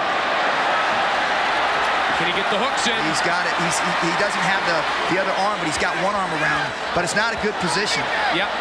BJ taking it to Caol Uno. That's what amazing. I mean, he is the epitome of the Japanese fighter. When I began with the UFC back in Ultimate Japan, when Frank broke into the scene, when I met you for the first time. This is not good here. Yeah, this is what the Japanese fighter does, stays calm, but BJ's just relentless right here. See how he drives those heels into his abdomens there? That's taking a lot of wind out of him, and it's taking away from his breathing. And just like when you get hit a lot, it takes a lot of energy out of you. It takes fuel out of you. How about the flexibility of BJ Penn to be able to come around with those hooks? Yeah, he's just right now, the strength, you see the strength factor in this fight where it's BJ Penn. It's a good round for BJ. That's a good round for B.J. Penn. Yeah, it was, you know, and then Uno came out and looked pretty good in the first part of it with the takedown, but... BJ, you got the first round made, okay? You got the first round made. KO. Where's the KO? BJ, keep it. Let's take a look at this takedown, the first B.J. Penn takedown where he underhooks him. Look at this pickup. That's just pow. Yep. You see where he almost drove his own head into the mat, though. Watch this. He picks him up. Uno goes to the side and drives his head down. Bang, right there. That could have hurt himself there. Uno's able to get back into good position. Online scoring, UFC.tv. TK, Tsuyoshi Kosaka in the corner of Carl Uno. 70% of our audience gives the first round to B.J. Penn. Yeah, I think the more that you go into the round, the more that B.J. Penn's strength comes out. Here we go. Second round is underway. Mike Goldberg, Ken Shamrock, Lisa Durgan. Nice to be here in Atlantic City tonight. Ultimate Fighting Championship off to a flying start here in 2003. Big right hand. That was a great hook. He stepped in and just boom from an angle. Threw that punch right up the middle. Then he tried the straight right. Yeah, he followed up with it. Now he's got a good position to take down. He's got to be careful he don't drive him to the ground again. He's liable to knock himself out. It's the same position. Is there a lower pick on the ankle there? If he sweeps that out, he'll set Uno down. Uno has gone 25 before. He went 25 with Jens Pulver. Yeah, these guys. These guys, you're not worried about that, are you? Either of them? No, these guys will go to the end and fairly fresh. But you know, obviously they're gonna get somewhat tired. Sure. It's a great transition right here. Just.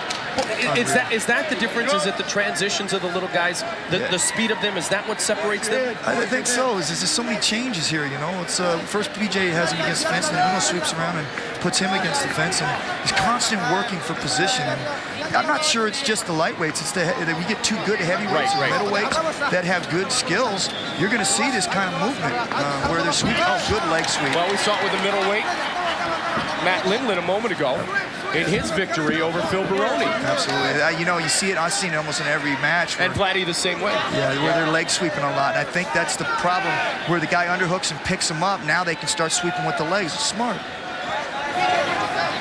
There's a good kick. Now let's see if Uno starts to engage. You know, he's so unassuming. He's even kind of smiling in the ring. Yeah. Well, he's got to be. Don't stand there too long. You got that right. Don't smile. Yeah. Don't relax too long. But just look at this, just incredible on how these guys go in there, and when it's time to explode, man, they get into it, and then when it's not, it's just like we're relaxed. Look at Uno trying to work the angles now, Ken. Yeah. Trying to come in from the angles. That's a smart tactic. This is where Uno can really take advantage of the fight, is staying moving, and it doesn't give BJ a chance to set and angle that punch where he needs to be. You see, BJ's trying to set him up, trying to get the angle on him, and that way he can throw that punch. But as long as Uno keeps moving from side to side, it's hard for him to get a straight punch. He's working that leg real nice. BJ can't take those, too many of those. No, it's a long fight. I was going to say, yep. Oh, there's a good inner thigh kick. That'll leave a mark. BJ's trying to suck him in or something, but I don't see him really pressing it right now. You know, it's amazing how flat-footed it appears BJ is, but look at the way he counters. Yeah, he answered to the crowd on that one. Oh, we can't have this. Bang, bang. 2:14 remains in round two. Carl Uno, B.J. Penn. You remember, these two advanced with victories in the first round of the lightweight tournament. Uno defeating Dean Thomas by unanimous decision, and at UFC 39, B.J. Penn defeating Matt Serra. Nice. Unanimous decision. That was good. That was unanimous. Nice little sweep there. It's spinning completely around. Uno seems to be, as you said earlier, seemed to be building here. Yeah. Instead of B.J. Penn. I would have thought that B.J. Penn would have been picking up at this point. But definitely the aggressor and the one that's staying on him more is going to be Uno. It looks like it's Uno. He's building and building. And maybe this is where Uno's experience. He's been fighting a long time. Yeah. BJ said he watched him when he fought, and maybe this is where the experience takes in, is when he goes deeper into the rounds. But like I said, I thought that BJ would have been the stronger fighter, which he was earlier, and would have carried into the deeper into the rounds. Well, the Shudo experience that he had, and then, you know, nearly 20 fights in mixed martial arts for Uno. You see that little three-quarter Nelson he put on him where he put the head down and pressed him? It's a wrestling move. Nice spin. There's another one. Carl Uno, he's picking up steam. He is picking up steam. Yeah. Under a minute remains. You heard Bruce Buffer when he introduced Carl Uno. He introduced him as Toshihiko. He's adopted that nickname in honor of his father, who passed away several years ago. Toshihiko, the name of Uno's father. There's a lot of tradition and a lot of respect and regard for the martial arts in Japan. Yeah, Tank was popular there, and he doesn't like martial artists, but that's a story for a couple of minutes down the line. Yeah, exactly. They're back on their toes. They're fighting for a title. They're fighting for a belt. And Mike, this is like where you see BJ in his last fight, where he looked kind of flat, and he looks like it's. He looks like he's that way again. He's kind of flattening out. I don't know if he's saving it for later, or he's kind of letting Uno wear himself out. I'm not sure, but he don't look explosive like he was in the first round. And he's definitely in shape, and he's able to do it. Oh, that's nice. Now he's coming with it. Boom. Yes, yes, that was nice. He finished good. Good straight right hand. Nice uppercut.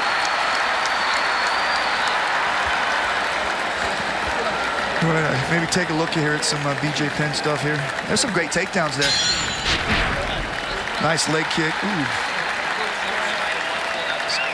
It's a good couple punches there by BJ. He loves to drive straight forward, doesn't he? Yeah, when he comes with those punches, watch this. He hit him in the chin right there, and he just comes forward and throws him. Uno caught him in the head, kind of knocked him off balance there, but great. Well, that's just sweep Uno does. He trips him up, wham, takes him straight down. He got to the side of him and just swept him around. You're a pioneer of this sport. Are you impressed with the way these fighters have developed? You watch the first fight of the fights now. It's incredible. It's incredible. You were pretty good in those first fights, though. Oh, my God. But look at the way all these fighters are. Yeah. I mean, they're all of them are good. I mean, we had some fighters in there that were karate guys that end up tying up and going to the ground, and neither one of them knew how to fight on the ground. But, God, it's a transition now. It's incredible. I'm proud to be a part of it. Well, it's a pleasure to have you in the booth. Yeah. It's third round. Big round. Online scoring. Penn gets round 2, 66%. I think BJ Penn is in control so far. Oh, nice push kick. We saw it in the second for a bit. Uno has to stay on the angles. Yeah, he can't stand still like he's doing right there. I thought he was real effective when he was moving around. BJ just sets in his corner, and he'll pick that punch. I still love how he tried for the tap of respect at the beginning of the match so BJ couldn't storm him like he did in the first fight. BJ didn't even mess with it, did he? No. But he couldn't storm him. His hand was up that time. Yeah. And made BJ stop and think for a second. Yep, absolutely. And BJ's taking some kicks. I mean, he took a few earlier in this round. Right there again. Yeah, it's going to wear on him. Yep. Although he hasn't shrugged him off, and he hasn't. Oh, trying for the backspin. Trying for the big kick there. Yeah, almost, like I said, BJ's still kind of just staying in it, being real relaxed, waiting for that punch, but he can't wait and lose these rounds either. Uno's starting to, you know what? He's starting to gain some confidence here. Yeah, but, you know, you got to be careful with BJ, too. You build too much confidence and you stand still. He's got that punch, and Uno's got to remember that. As long as he stays moving and he keeps doing what he's doing, he's going to be fine. If he comes straight in like that, he's going to get hit. Spoken like a man who has hit and unfortunately been hit. I've taken some punishment myself standing still. Boy, I was pretty close. Wasn't easy to watch at times. Oh, by the way. Well, actually doing it's a lot easier than watching it. So no, I disagree. I felt good. No, I disagree. I like watching it more than you do. I'm sure that's probably good for you, but it's like my corner told me that's it. I was like, why? What's wrong? Nice. That's like 3 times he's done that. And somewhere along the line, BJ has got to figure that out. He's see how he's wrapped his leg around him? If he can squeeze his body and go around the back door, he'll get a rear mount on him. And but you know, Uno's got a lot of experience in the ring, and he knows exactly what he's trying to do. Well, he's beaten Ihai, he's beaten Dean Thomas, Rumina Sato, who's you know, a wonderful, wonderful fighter. He's beaten Dennis Hallman. I mean, he has fought the best. He has defeated many of the best, and he's lost to a few of the best. Yeah, and you know what? That's what takes a champion, though, too. You know, you lose one, and what do? Do you come back and come back and then win, or do you come back and lay down, or you don't come back at all? And he's come back strong. He's an impressive fighter, and both these guys. And you know, like they say in the fight game, man, it's unfortunately somebody has to lose. Yep. Well, it's funny, when BJ burst on the scene, he was getting bored. He was talking retirement. And Then he slowed down. He's taking a different approach. He was training too much. Then he wasn't training enough. I think he's finally found the zone. Yeah. In his athleticism, you would think he can make the fight that he wants it to be, but Uno's staying right with it. Do you think, and in my opinion, do you think that maybe he's a little bit too relaxed and he's letting these rounds get away from him? Absolutely. I think that, I mean, and to his credit, that's the way he fights, but in somewhere in there, you got, okay, I'm losing it, and he seems to be stealing these rounds. His corner's got to be picking up on it. Maybe we need to attack a little bit more. There we go. There you go. Although our fans at home believe that hasn't been the case, but yes, you can be too passive, which is something we never saw out of BJ Penn earlier. No, and this fight is just the third round, so right. BJ Penn hasn't like laid back, but it just seems like Carl Uno has been a little bit more busier. And it's a takedown by BJ, and he needed that because the last couple times he's been taken down. That's not going to work. Why? Well, one, two, is no leverage there. He can't choke him from there. He's just holding him. It won't work. It's uncomfortable. Don't get me wrong, but it's definitely not going to choke him out. There you go. Look at this. He's not going to stay there. Incredible. Incredible. This epitomizes what this sport has become. He's going. He can actually, if Uno comes out wrong, he can go armbar. But Uno's keeping his head up and tight. Bye-bye boxing. Bye-bye wrestling. This is the 21st century martial art. This is the #1 combative sport. Do you see where his legs are at right there? Yep. Now, he can armbar or leg choke from there, and it just depends on what Carl Uno does. You see how Uno put his knee inside on his butt? That means he can slide out and pull his arm out and not let BJ get his hips up in there. Oh, he tugged the feet, and then he moved towards the face and got a shot in on BJ Penn. Yeah, this is BJ needs to get his feet out. He's all crossed up in there, and Uno can punch from there. Oh, good combination. This round may belong to Carl Uno with this finish. Yeah, he's like I said, I would have thought the opposite here, but it looks like Uno is the one building here. BJ's going to have to step it up these next 2 rounds.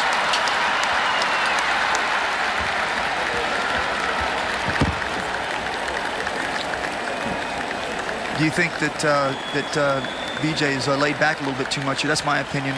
He has come with it a little bit, but I think that Uno's been a little bit more aggressive. And in order to win this fight, I think BJ's got to pick it up maybe a notch or two. Okay, take your pace, man. The only thing he's doing is the fucking kicking and trying to get it. This is at the end of the round here. Watch these punches. He just throws them down. See how BJ Penn's legs are all crossed up in there? He can't really defend himself. And that's where Uno gets to land some punches, and he finished strong, man. He finished that round strong. Really more of a Dana Lorenzo type of call. John standing him up. Good round. So we are set for round 4. I think this is it right here, Mike, and to find out whether BJ is going to take this fight. Let's see what happens here. Well, you and I thought the same as our fans at home. Around the world, UFC.tv. Judge it online. This is what it's all about. It's the championship rounds. These last 2 rounds here, I think BJ has to win them. Well, only guys fighting for championships go 4 and 5 in the UFC. That's it. You got to be able to go them. And right now, neither one of them's taking that much punishment to where it's going to affect him in the 4th and 5th round. Now that one stunned him. Yeah. That one, the leg came out. Now he comes the other way. You know, he's starting to block a little bit more because he's feeling them. He's like, take too many more of these. Yeah, he didn't do much in the first couple, did he? No, but when they're making a more of an effective attempt to block him, you know it's starting to get to him. Hey, how about this? This is our lightweight championship. We still have Tank Gabbett coming back into the octagon, and a title fight between Rico Rodriguez and hard-hitting Tim Sylvia. Oh my, how good is this tonight? Yeah, I'm telling you what, man, this has been a great card. We looked at it and said, man, this is potential to be one of the better cards. Yeah. And so far, man, it's been great. Nice kick, inside kick. Ooh. Oh, there's a good right by BJ. Came back with it, so now we can't let you be winning this one. Well, Joe Silva, Sean Shelby, our matchmakers, always put together great cards. Ooh, nice. And there you go. There's the sweep again. Mike, he needed that one too because he's starting to even up these takedowns. And now I think he has to press the fight from here.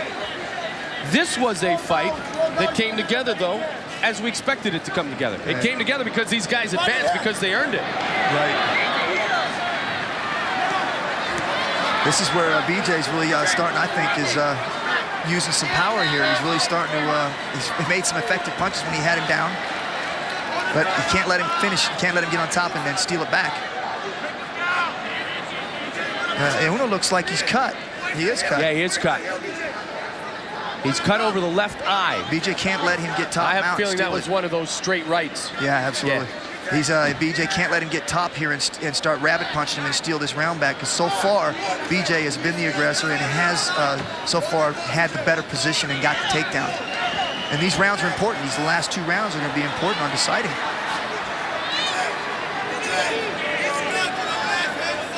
The position here is good control. He's got his leg hooks in his legs here. He controls his hips that way. Uno's got his arm around the side of his head, so he can't really choke him there. BJ's got to work it back across. Nice heel into the stomach there. That'll work him down a little bit. But right now, BJ's got a good back position on him, but he has his legs in good position, controlling his hips, but he's got to slide his arm across his throat, and Uno's not letting him do it. This is where I think BJ got to explode out of there and not let him steal this round, because Uno's been able to do that and been able to be real effective from this position with those little punches and elbows in there. You know, when our matchmaker Joe Silva first put this fight together, this is what we thought we were going to see. Absolutely. Now we're seeing exactly what we expected to see. And you watch it too. You watch it real closely, and you see all these little technical moves, like for instance, legs across the back there. He's figure fouring his back instead of just doing a full guard. It makes it a little more difficult to move around. Uno here is just throwing punches. BJ, yeah, see, this is what he's got to do. Yeah, 2 minutes remains in round 4. This one could go the distance. Well, he's pulling his leg up towards his head, making him slide back there, aware of maybe a leg choke or an armbar. You need BJ, and he can slide up out of there. If he pulls his head down, he can lose the guard and stand up, just like he did right there. There you go. Boom, come now on. Now BJ trying to bring it on. Yeah, these guys are going to go. Yeah, they're going to go here.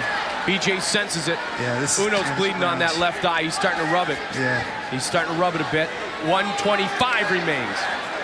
Trying to keep him off guard, though. Continue to come with the angles. You notice that Uno was starting to stand in front of him a little bit more, whereas before he was moving more. Right. And if BJ gets a dial in on there, he's going to come with that right hand. And Uno can't slow down. He's starting to pick it up a little bit more, but the more he stands in front of BJ, he's going to dial in on him. BJ and another big takedown, and he finishes with the left. Got that left forearm in. Yeah, that was sweet, you know, and BJ's building back up again, you know, where Uno had most of the takedowns, now it's going in reverse. Yep. And this is what he needed to do, man. These next 2 rounds, he's got to really decide he's going to win it, and he's doing that. And BJ Uno, trying to get the hooks in. Yeah, he's just relentless now. He's coming with it. And Uno is staying in great position. Every time he gets in trouble, he doesn't panic. He stays in good position. A lot of blood on his face. Came up strong with that left arm guarding.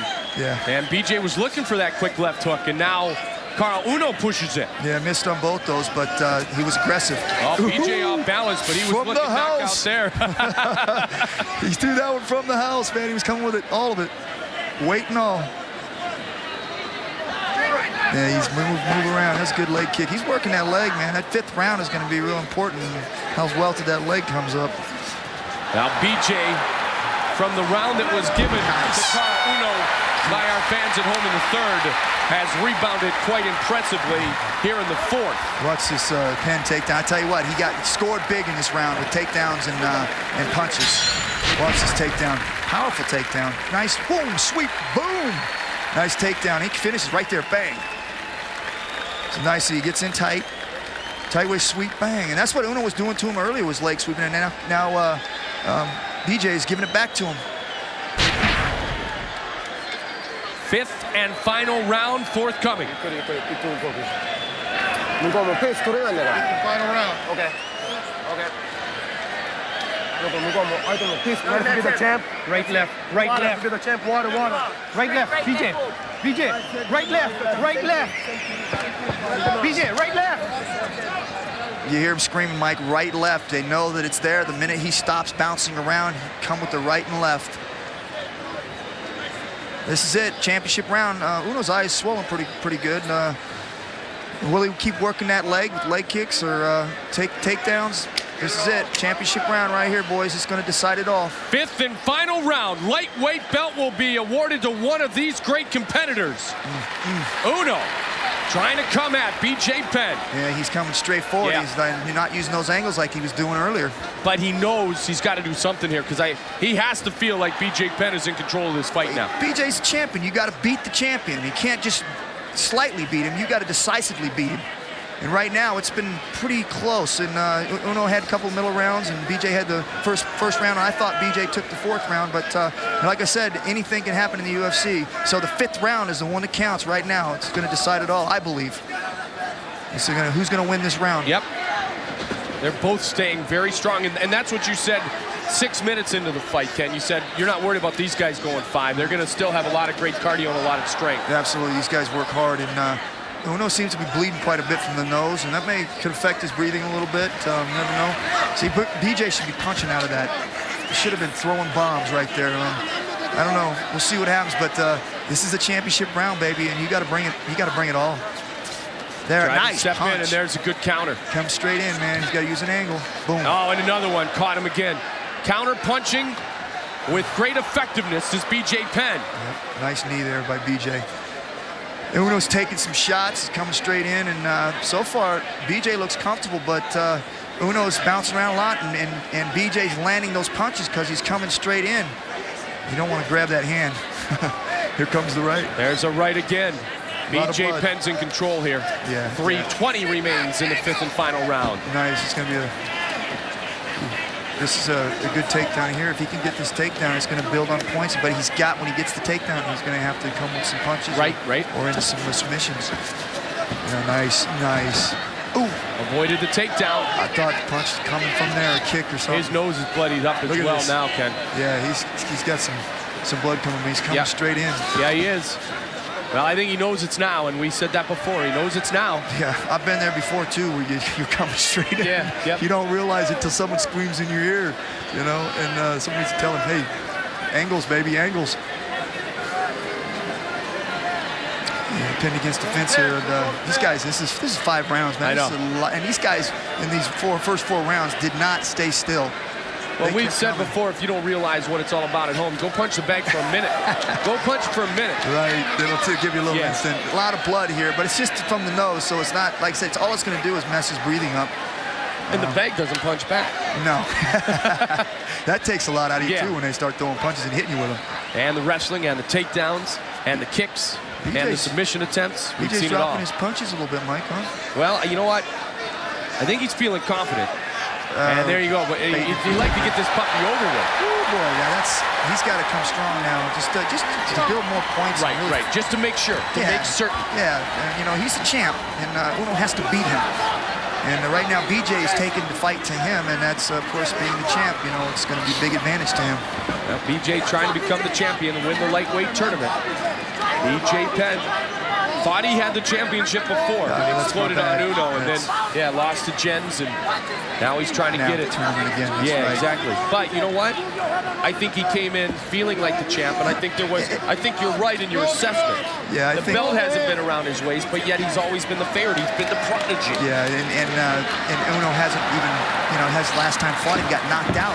Right. He felt like he's the man. And that's what he said. I remember when they said, you're going to have to fight this lightweight tournament, you're going to have to do this again. He said, hey, I already beat this guy. Why do I need to beat him again to be the champ? Right. Exactly. Right. So and he's definitely shown here. Absolutely. He's real calm. I thought was a little worried in the middle of the round that he was a little bit too calm, but he picked it up in the 4th and also in the 5th here. He's gotten the takedowns and he's been trying submissions and he's landed more punches. Looking for the takedown again. That was a good kick by Carl Uno. Under a minute remains. And just like I thought, BJ's strength here in the later rounds are definitely playing a major role in here because he's been able to take him down several times and been able to sweep around and go for chokes and submissions, and Uno hasn't been able to stop him. To Uno's effect, he's been able to defend them and be able to move, but hasn't done anything to this point. Nice movement. Nice movement. We're 30 seconds away from finding out who the new lightweight champion in the Ultimate Fighting Championship will be. Carl Uno in the white trunks, BJ Penn in the white and black trunks. Boom, nice right hand again by BJ. He's just real calm and sliding those in there. Second rematch of the night. Lindland won his rematch as he did the first. Ooh. And now BJ Penn appears to have won his rematch with Carl Uno.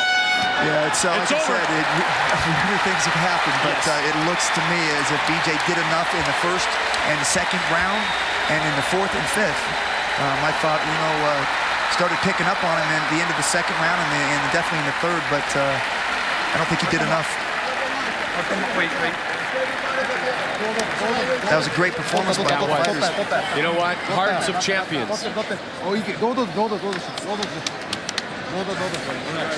Hearts of champions. Yep, Warriors, baby. Yeah, man. We can't really change the name now to the Ultimate Warriors Championship, though, can we? No, but we can call them Warriors. There you go. We just did. Yep. All right, this is how our fans at home scored this lightweight championship bout.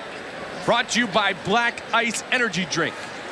Lightweight championship, 69% are going to give the decision amongst our viewers around the world at UFC.tv to the prodigy B.J. Penn.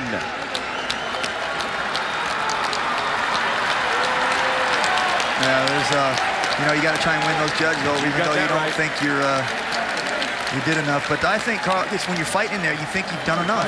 Right. And Cal Uno probably seen it from a different view than we see it. There's a good guy, TK Tsuyoshi Kosaka, corner of B.J. Penn.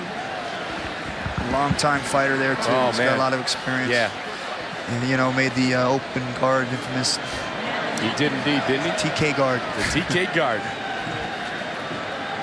So who will it be? Our judges are rendering their decision as we speak. We go to the scoring card. We will have a decision after 25 minutes of competition inside the octagon. Yeah, BJ and his corner are fairly confident that they won this fight. As they should be. Here's Bruce Buffer. Ladies and gentlemen, after 5 rounds of action, we go to the judges' scorecards for a decision. Judge Tony Monac scores the fight 48-47, Uno. Judge Douglas Crosby scores the fight 48-46, Penn. And Judge Steve Wright scores the bout 48-48. This UFC lightweight championship fight is considered a draw.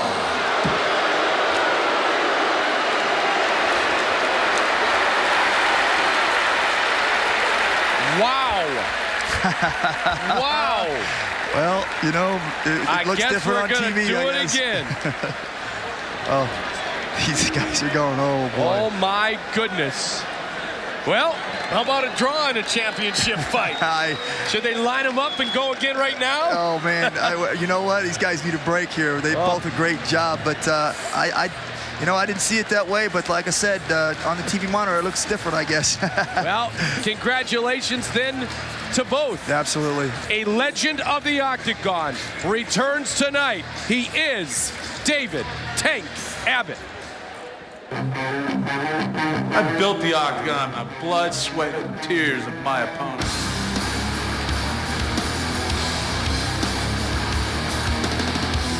Most of the fighters nowadays are more well-rounded. They can box, wrestle, grapple. You can be as technical as you want, but you can still be a pussy. These guys that fight nowadays are more sportsmen. They're not fighters in their heart, warriors in their mind. They're basically weekend guys that go out and think that fighting would be cute and fun. Whereas when I was fighting, I was going to jail for it because I loved it so much.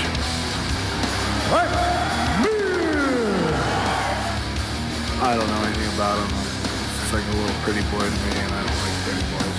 Most people don't have enough balls to stand up to those dogs. That's usually why they get hurt. Here I come. Watch out. Well, nobody's ever really called Tank pretty, and I think he'd get really mad if they did. I don't think he wants to be a pretty boy, Mike. I think he wants to come in here and throw some leather and hurt somebody. Hey, you like his approach to the game, don't you? I really do. I've always thought the way he did things was very good for the sport. Sometimes a little bit too much, but nevertheless, he's very much a character. Well, as the fans were excited when this man returned to the octagon against Tito Ortiz, they are equally excited about what is about to happen.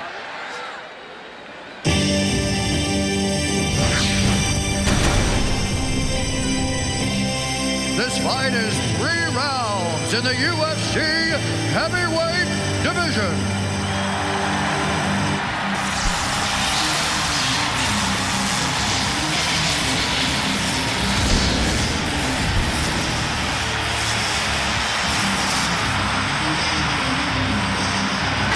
Entering the octagon octagon at this time is a Brazilian Jiu-Jitsu expert with a mixed martial arts record of 4-1. Standing 6 feet, 3 inches tall, weighing in at 250 pounds. Fighting out of Las Vegas, Nevada, please welcome Frank I'll tell you, the strength here of Frank Mir has got to be, do not let Tank Abbott get into your head. Fight your game, take it to the ground, and work your submissions. That's the strength he has, and he's got to stay to that game plan and do not let Tank get in his head. Well, Ian Freeman may have, but now we see a much more confident and a much more driven Frank Mir. You know, I'm a 250-pound jiu-jitsu guy who moves like a 150-pound jiu-jitsu guy. I have a good guard game, good submissions, and the difference between my submissions and a lot of guys, I don't care if you tap. I don't train to make people tap.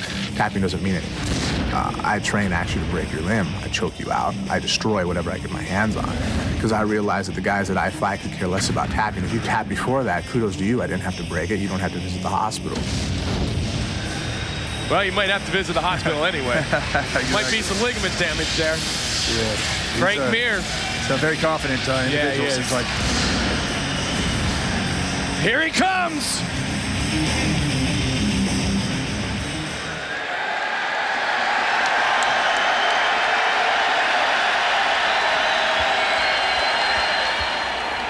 He's been fighting his entire life. A brawler, a basher, an extremely dangerous man. For many years, Tank Abbott was the UFC's most popular fighter and most powerful puncher. And tonight, Tank is back.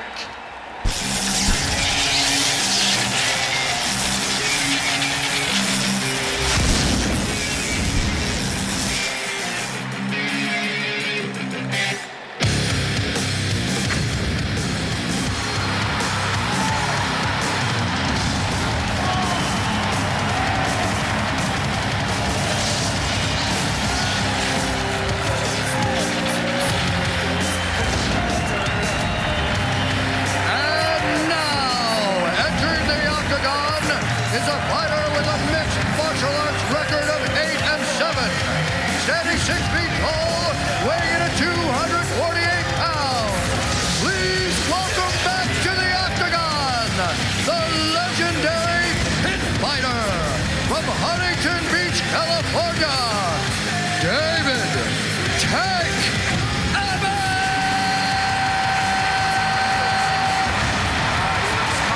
He looks confident, Mike. Looks like he dropped some weight. Looks like he's in pretty good shape. Question is, will the time off from the octagon hurt him? It has been a number of years since we have seen Tank Abbott at Ultimate Brazil when he was knocked out by Pedro Rizzo. He benches 600 pounds. He has a self-proclaimed street fighting record of 245-5. And he is back. I'm surprised he's 5. I think he was being modest. Tail on the tape heavyweight matchup. Brought to you by Fairtex Gear. Look at the difference in age. Tank is 37 years old. 14 years older than Frank Mir, who's coming off the biggest lesson of his life. Successful test a man's mettle as surely as any opponent, but then being punished as he was with Ian Freeman will do it as well. Larry Landless will welcome a UFC legend back into the octagon. Frank Mir wants to make this a legendary night for his career. Are you ready? Here we go. Are you ready? Let's do this. Find it out. Let's go. Get ready, here we go. Big Tank Abbott, gonna look for the big right early. Tank loves to come with it, loves to slug, loves to push the pace. Mir has to withstand early. If he does, it will be to his advantage. He's going to look for submission, isn't he? Absolutely, and he's got to press the fight. Yeah. He has to press the fight. And the more he does that, the more he has to wear Tank down and not let him get those big punches off. Ooh. He's working real nice now. You see him switching the arm bar back into leg choke. Tank's moving very well. Very well. Watch the arm. Watch the arm. Oh, man. Try to finish it with the arm. That's a great hold there. He's just got to keep coming around with it. Nice ankle. Let it go, let it go. Oh. He's out. It's over. That was quick. Over. That was impressive. Quick and it's over. That was impressive. Frank Mir. Very impressive. How about Frank Very Mir? impressive. That was great. That toe hold, the ankle lock he got on there was impressive. Watch this, man. I'll tell you what. He switched from the arm, locked the arm out, and then went right down to the legs for the ankle lock. That was a great transition there. Well, he talked about being a 250-pound, 150-pound submission specialist.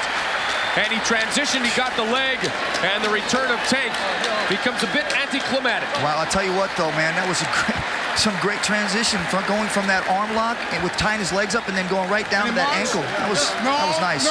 And they had to stop it. That's a confident young man. Tank's limping a bit. They had to stop it because he was going to snap it. Look at this, Mike. That's great. He's got the arm tied up there, so he can't roll out of it, and he's got the ankle lock. Yeah, he did tap. Tank tapped. Yeah, he did. And he had his arm tied up so he couldn't roll through with the leg. Right. Tank tapped. There it is right there. See how he traps that arm? He's got the arm trapped right down there. So he can't roll, and he's got the ankle there. Yep. That was very impressive. All right, Bruce Buffer. I'd love to see that. Oh, man.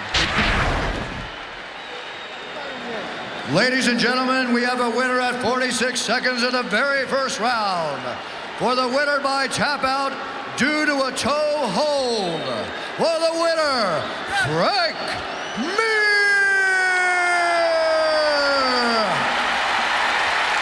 Now, certainly a good show thus far, as we may see somewhere down the line.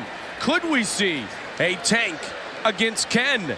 Let's see about that, huh? What do you think of that? We see Tim Sylvia and Rico Rodriguez, our UFC championship, coming up next. But, hey, how about that possibility? Hey, come back and fight your old buddy, Tank Abbott? Hey, you know what? I'm up to anything most of the time. You know what I'm saying? You are. just show me the door. Just show me the way, baby. If it's got a lock on the cage, you're okay with it. Hey, let's do it, man. I'm not in there to play games. This is whatever happens, happens. You put him in front of me, and I'll fight him. Hey, I know Tank's ankle hurts right now, but you want to go now? Hey, you know what? Call it, baby. Because he will. Call it. Yeah. Anytime, man. All right, good, man. I'm always, like I said, I train for a living. That's what I do. Obviously, I haven't trained since the fight. I've really been taking some time off, but yeah, you look out of shape. Yeah. But you know, I thought coming back and the things that I did, I was really happy with. I wasn't happy with the way the fight turned out, Sure. but I thought that I'd done some good things in there, and I overcame a lot of things, and come back stronger. Yeah, well, you know, you win some, you lose some, and unfortunately, I lost that one. But by no means am I dead. Good. No, you're not. You're right here, chatting it up. All right, hey. So let's put a bug in everybody's ear. Could we see two legends meet inside the octagon? Ken Shamrock and Tank Abbott. Now we're getting set for our big fight tonight. Big Tim Sylvia.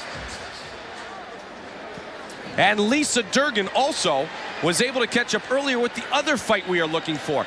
We are looking towards the fight of Tito Ortiz, the man who defeated Ken Shamrock and Chuck Liddell. Kind of the guy who, because Ken Shamrock re-entered the scene, was pushed back into the wings, if you will. Our Lisa Durgan caught up to Chuck Liddell earlier tonight to talk about the possibility of a title fight. Chuck, you fought everybody, but everybody anticipates, and I'm sure you want to have Tito in the octagon. Yeah, I mean, I've been the #1 contender for almost 2 years now, and it's the only logical fight for me. He's #1 in the world, and you know, that's where I want to be. So I need to fight him, and if he really thinks he's #1 in the world, he needs to fight me and prove it. Do you think he's dodging you? Yeah, I think he's dodging me. He doesn't want to lose, and he knows he is. But he's claiming he has injuries and. You know what? I mean, the last injury I heard was he bruised his hand in the fight with Ken. I mean, that was, I don't know, what, 5 months ago? We're gonna fight, and it'll be 7 months after the fight when we fight. I mean, Gan McGee broke his hand in September. He's fighting tonight. So. And this element of friendship doesn't even come into play when it comes to this. You know, I like Tito, but I like a lot of people, and I'll fight any of them. It doesn't matter. It's business out here. When we step in that octagon, it's all business. So. And you want that title. Yeah, I want that title. So he needs to step up and give me my shot. You heard it from him. Back to you guys. Well, that was recorded earlier. We thank Lisa Durgan for her great work tonight. What do you think of that? Is Tito ducking Chuck Liddell? I don't think so. I don't think Tito Ortiz is ducking anybody. I think right now that Tito Ortiz is sitting back and healing up a little bit. We had a pretty good brawl there, and he's probably banged up a little bit. I know I landed some punches on him, and his hands are hurting a little bit, you know, and I'm banged up myself. It's taken me a while to heal up too, so I don't think Tito's afraid of anybody, but I do believe that Chuck Liddell deserves a shot. He is number 2 and Tito is number 1, and that fight has to happen, and it has to happen soon, not too far down the road. Now, it's interesting that we may see that. And does Chuck Liddell, with his great striking, have an advantage over Tito Ortiz? Well, it's tough to tell because Tito Ortiz has always been able to rise to the challenge, and Chuck's just another challenge. Tito is a champion for one reason, because he's been able to overcome a lot of people coming at him. This is going to be a great fight, and I do believe that Chuck Liddell does have a slight advantage in the stand-up, but that means that Tito is just going to have to work hard on the takedown. Well, and we know that Chuck Liddell is also an outstanding wrestler. Now we get set for the heavyweight matchup.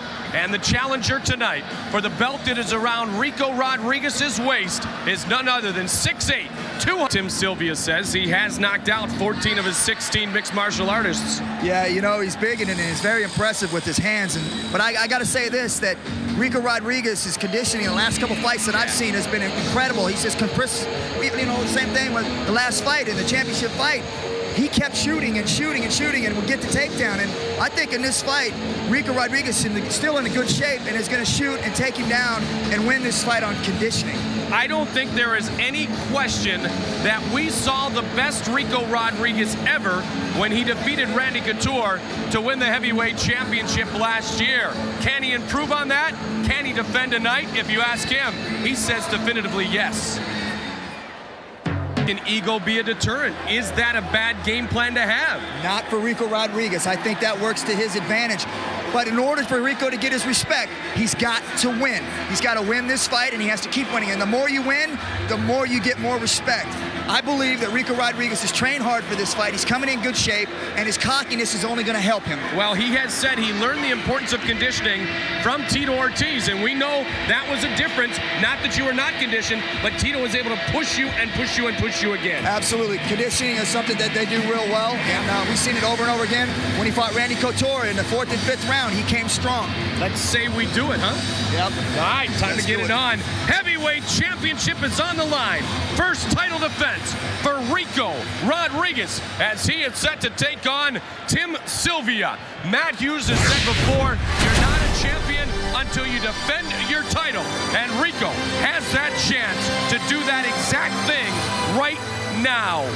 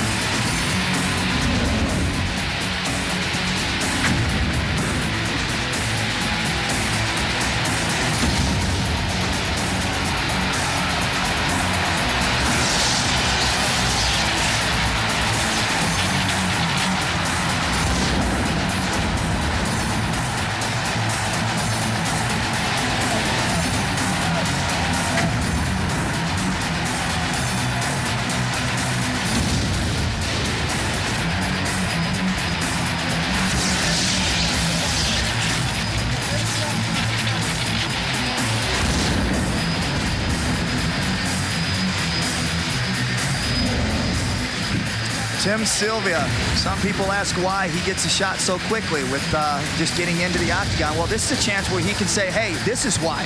I got big hands, big feet, and I come with some big knees. So this is his chance to say, hey, this is why I get a shot. Well, Tim Sylvia, he has fought big-time wrestlers.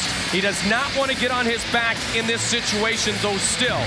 His strengths are Rico's weaknesses. Can he exploit them?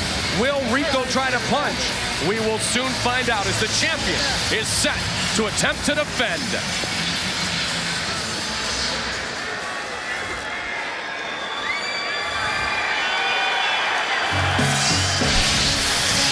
Stay set. The battle has just begun. It's us against the world, yo. Are you ready? Are you sure you ready? If so, then step up. Step up. And bring it on!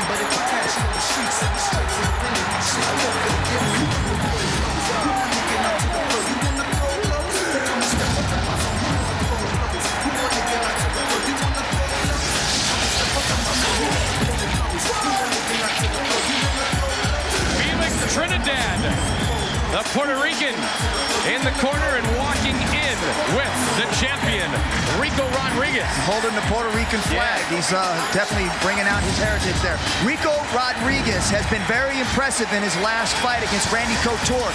He showed the world that not only is he doesn't want to be called a pretty boy anymore, that he can take a punch and still finish strong. The 4th and 5th round, he dominated Randy Couture. The first 3 rounds, he was dominated by Randy Couture. So very impressive that Rico showed that he can also take a punch and still finish strong. Conditioning is his strong point here.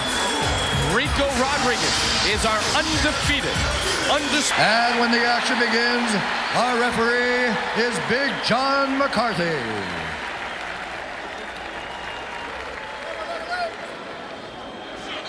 Tim Sylvia, Rico Rodriguez. Second belt of the night is on the line. Big John McCarthy ready to get it started. Yeah, and Rico, so I don't think he's going to take much. Look at the fighters. Look at there, 6'6", man. Huge. I mean, Hughes and Miletich, a former champion. Jeremy Horn, Pulver, Robbie Lawler, an up-and-comer. Bruce Buffer, our favorite Octagon announcer. Now? Bruce Buffer with the official decision.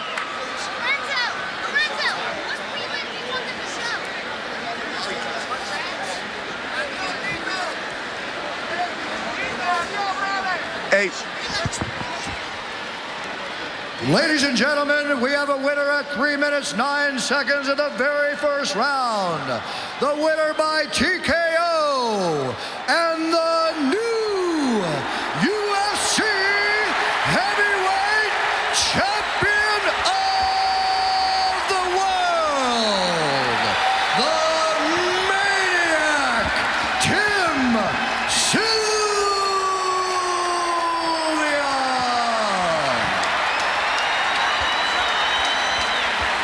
Rico Rodriguez exits the Octagon along with Tito Ortiz with great disappointment.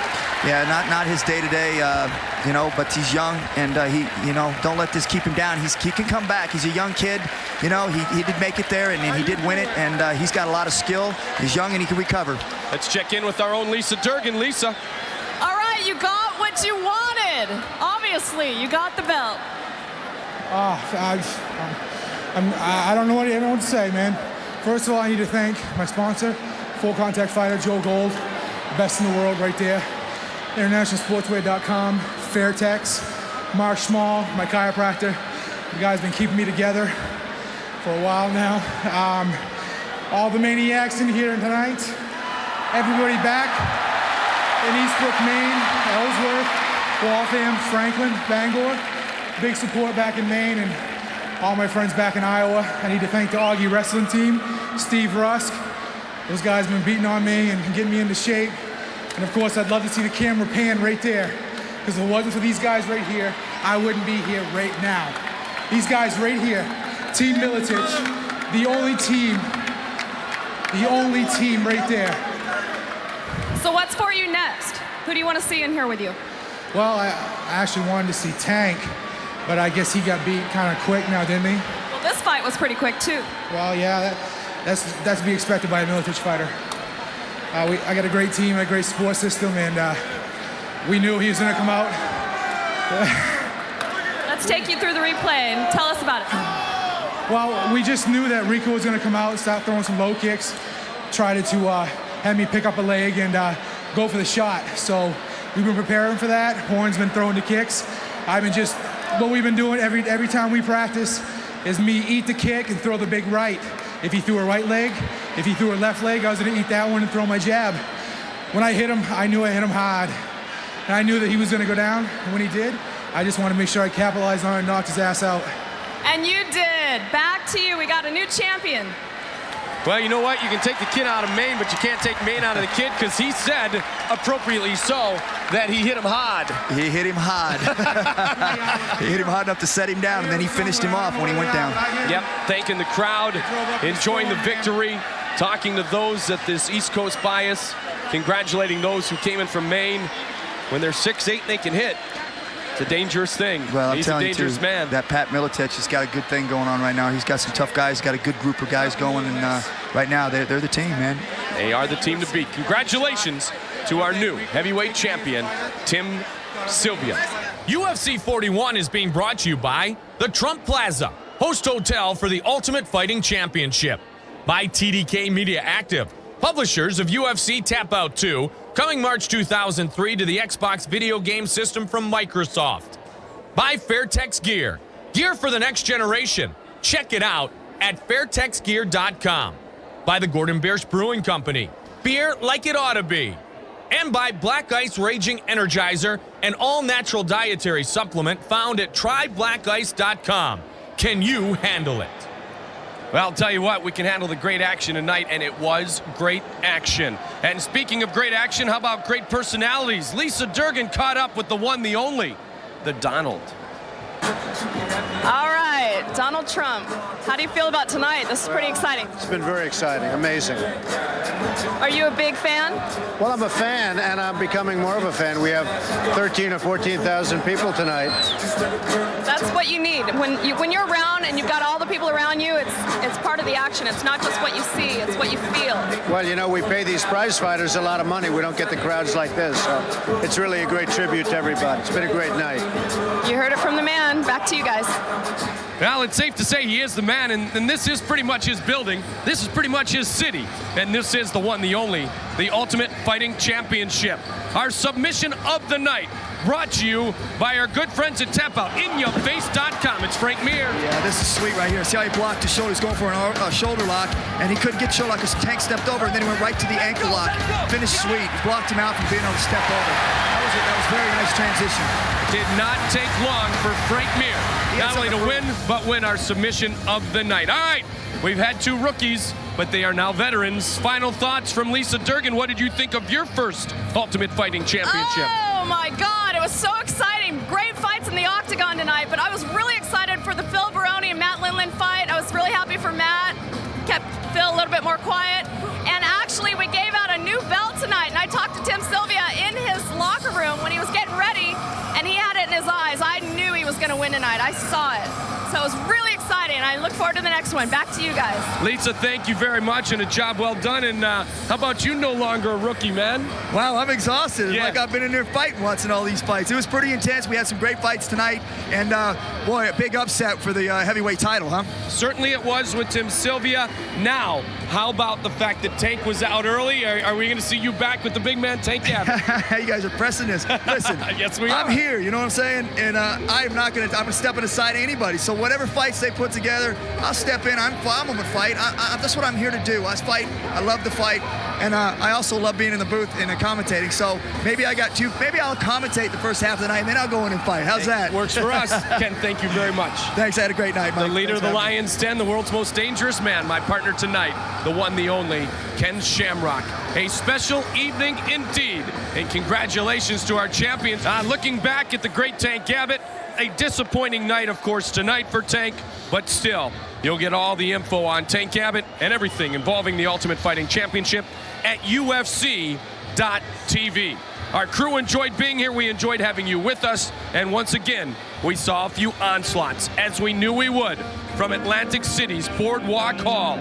It started early with Matt the Terror Serra and Vladimir Matyushenko. How about the fact that Pedro Hizzo was back and looking for redemption? Beautiful sights as always surrounding the Ultimate Fighting Championship and the fight you just saw and the punches you just saw. How about the finish there? Matt Serra was bloodied. We thought he was beaten. Vladdy was big. Vladdy was victorious. Pedro Hizzo back to the drawing board. Enter the New York badass, Phil Baroni. Would he talk or would he listen? Tonight, he would listen. And the talk will change because although he pounded on the sides, the man with his arms raised is the silver medalist, Matt Lindland. Carl Uno, BJ Penn, lightweight championship fight. And this time, there is no decision. It was a draw. A draw, and they'll have to do it again. Frank Mir had something to prove. Tank Abbott had everyone excited. Tank Abbott was back, but not for long. Frank Mir, the submission specialist, ends the night of Tank Abbott. What is next for Tank? Sky's the limit for that young man, Frank Mir. And then, some will say in stunning fashion, some will say in the fashion they thought we would see. The champion does not defend. Draped with Tito Ortiz, but hammered by Tim Sylvia. Welcome another belt into Davenport. They are the king of the hill for all of us at Zuffa Sports. Mike Goldberg, so long, everybody.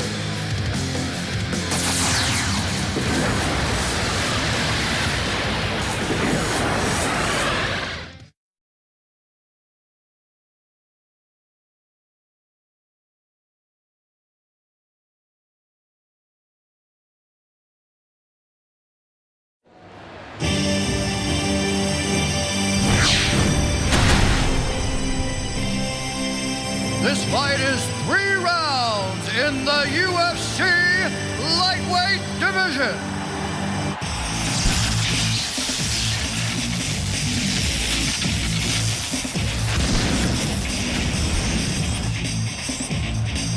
Entering the octagon at this time is a freestyle fighting expert with a mixed martial arts record of 22-5.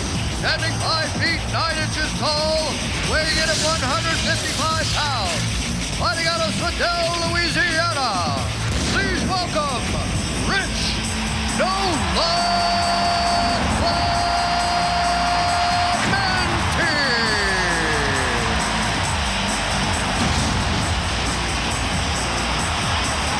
Rich Clemente, Slidell, Louisiana. Now working with the Miletich team, the No Love is a whole story within itself. Clemente, you know, something to know, he's won his last 8 in a row. He's never lost at this weight. Should have the advantage on the ground. Great grappler. He's going to be explosive. We'll see what happens. You got to bring it to the ground. Believe it or not, he weighed 218 pounds in his first ever fight. And for that reason, when he enters the octagon, he fights like a much larger man. I think I fight more like a heavyweight. You know, I'm a lot of, I punch on the ground. I try to do destructive things to my opponent on the ground, standing up. I'm really physical, and I haven't seen that from a lot of the other guys in the division. So that's where I think that's where I think I'll fit in, and that's where I think a lot of these guys, hopefully, you know, they won't want to fight me. They won't look forward to fighting me because it's going to be a rough day. All right, Rich Clemente is set for his UFC debut. Mixed martial arts record of 22-5. He lost at 170 pounds to Pete Spratt. Now he is at 155 to take on his opponent this evening.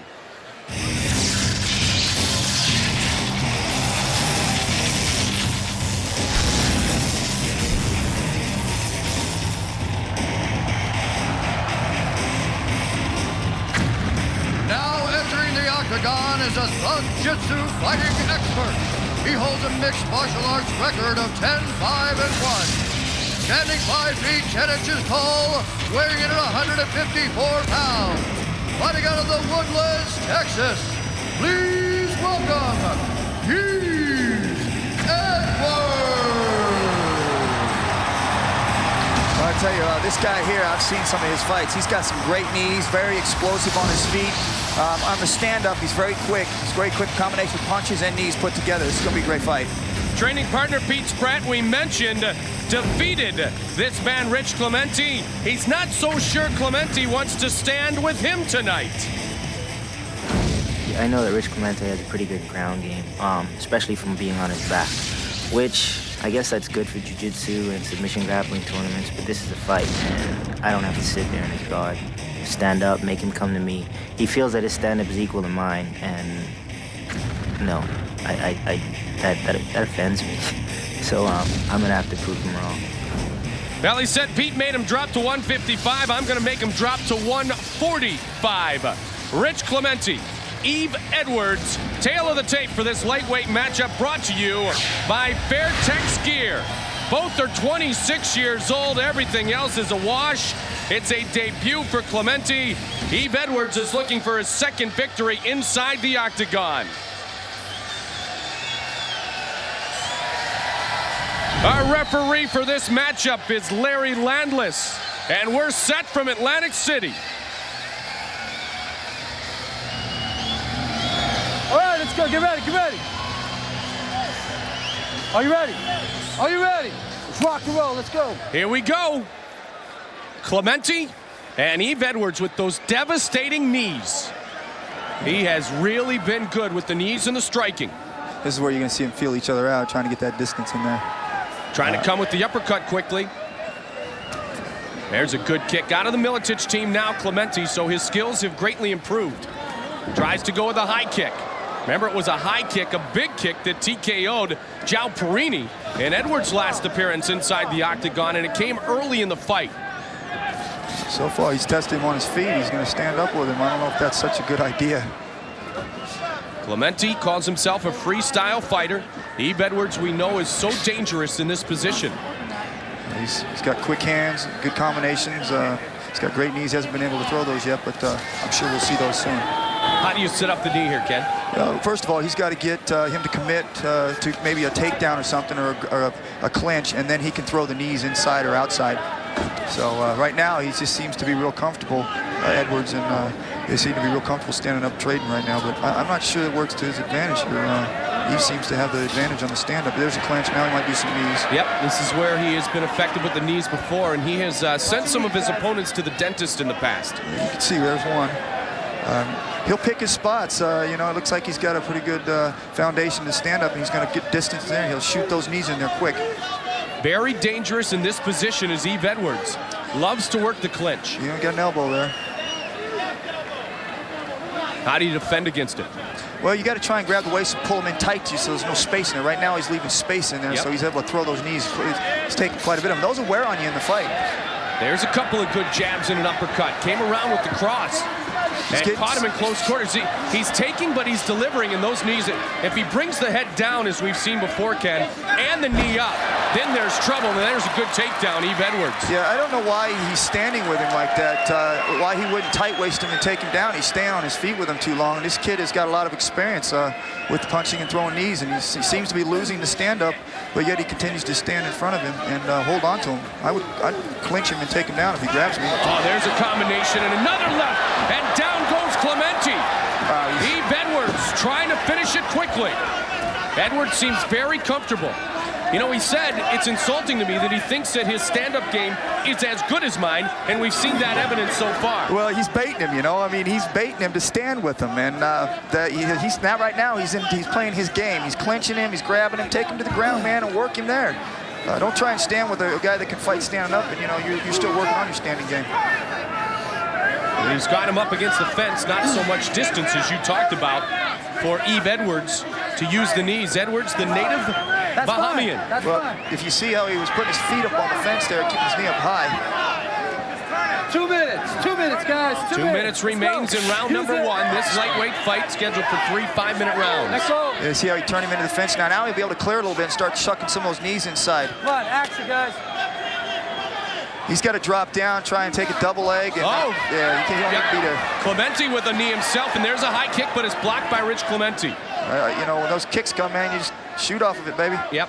Controlling the pace so far is Yves Edwards. Strength, heavy-handed. We're told that Clemente in the Miletich camp has been giving Jens Pulver all he can handle as far as the sparring is concerned. And we've seen Pulver's knockout power before. Now he's with Yves Edwards, who doesn't really have much of a size advantage here. No, that knee just missed. Yeah, he's starting to really feel him out a little bit and starting to pick his timing and catch him on some of his bad habits he's doing. He's putting both hands up when he's striking. He's not really watching him that much, so he may follow up with a high knee because he's standing in front of him with his hands in front of his face. Can't see that way. Edwards, very classy, and talking about his opponent, Rich Clemente, says, I like him, he's a nice person, good fighter, classy guy, but now he's my opponent. So now I'm going to try to finish his night and make it miserable. Looking for the takedown. Yep. He slid down there off of that punch. Exactly what he's got to do. He's got to slide down. I don't think he needs to drive more and finish the takedown. Mike Goldberg, Ken Shamrock, glad to be with you here from Atlantic City, the Boardwalk Hall. Lightweight fight between Rich Clemente and Yves Edwards. Yeah, I'm surprised at the pace of the fight that Clemente, he's kind of slow-paced. He's really not really picking up the action, whereas Yves Edwards seems to be getting off on him. Edwards rebounded from 2 disappointing losses to Carl Uno and Matt Serra to win against Perini, and he seems to be in control here in the first. Final seconds are going to tick off the clock here in round one. Good round.